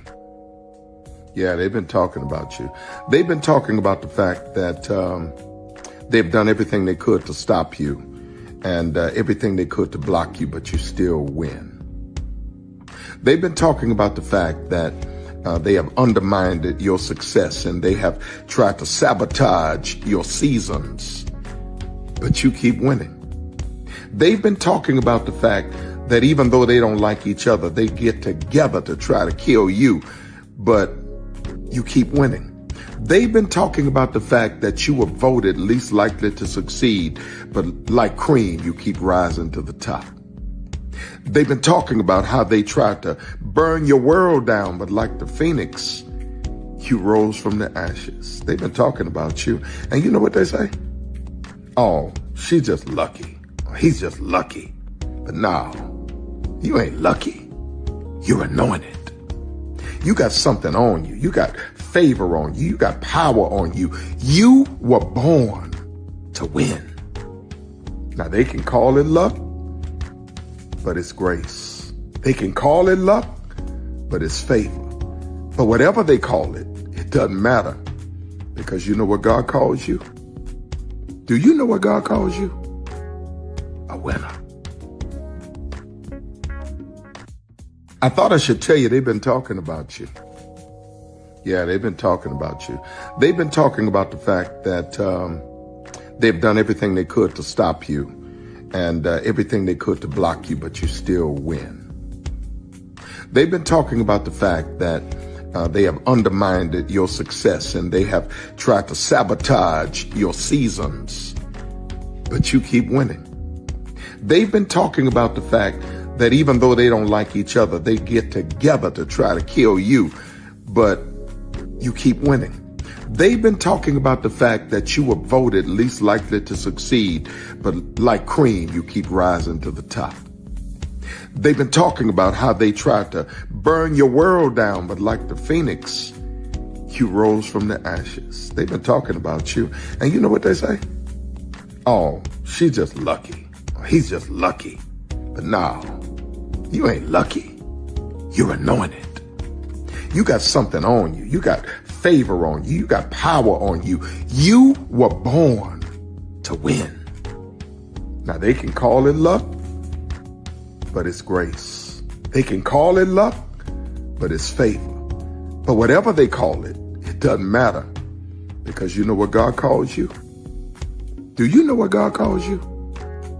A winner. I thought I should tell you they've been talking about you. Yeah, they've been talking about you.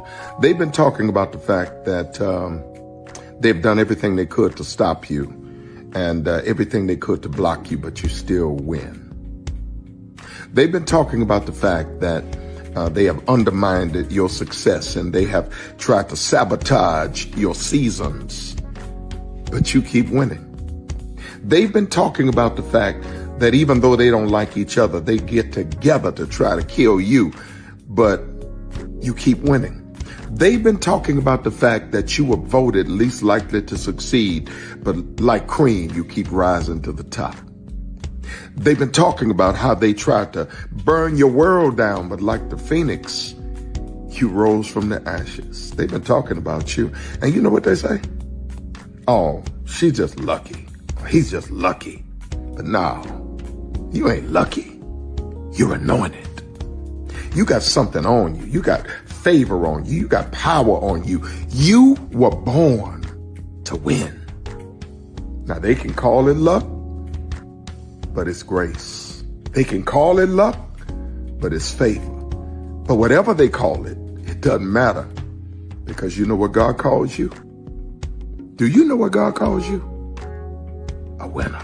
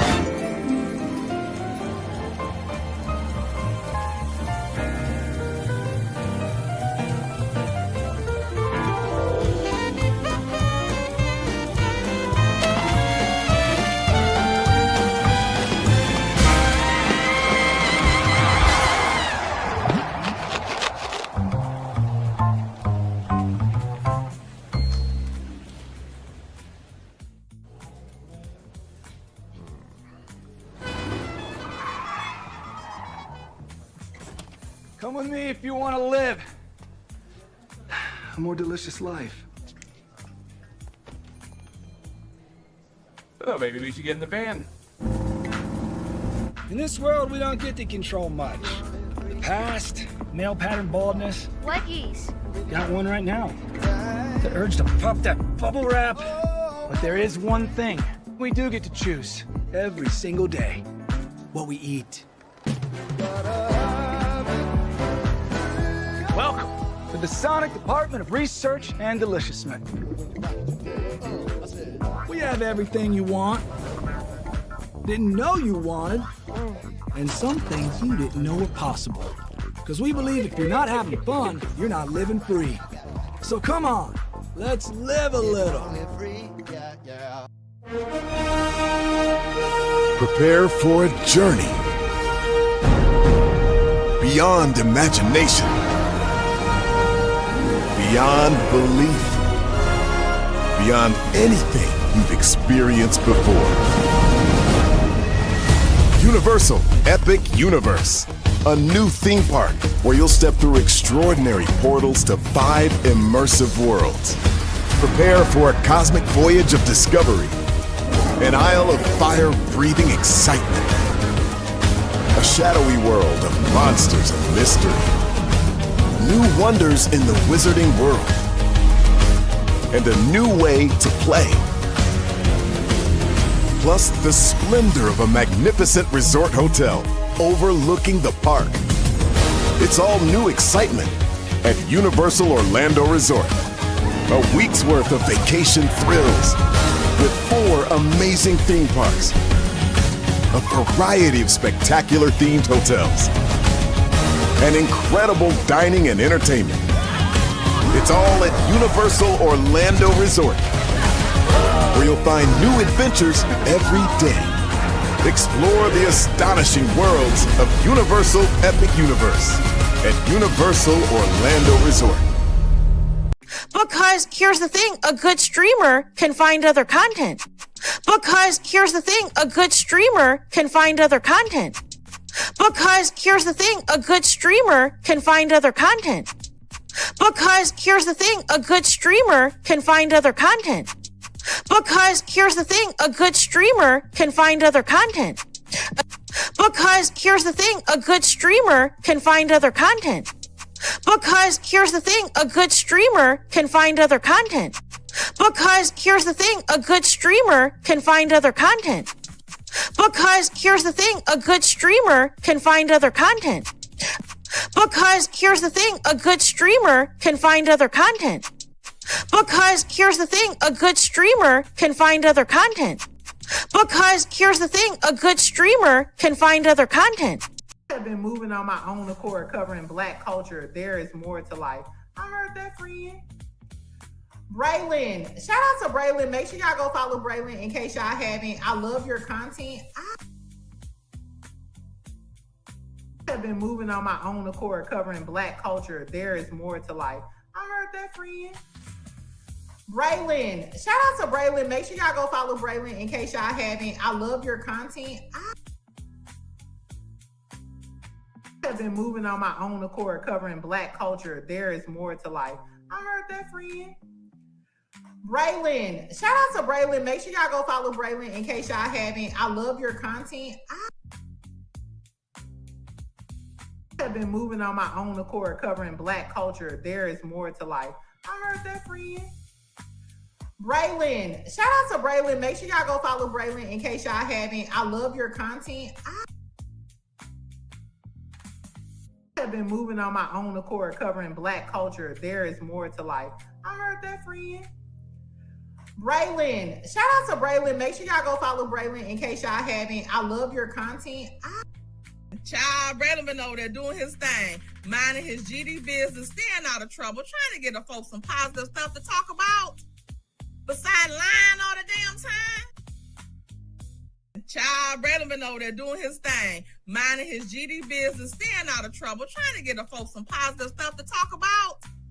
Besides lying all the damn time.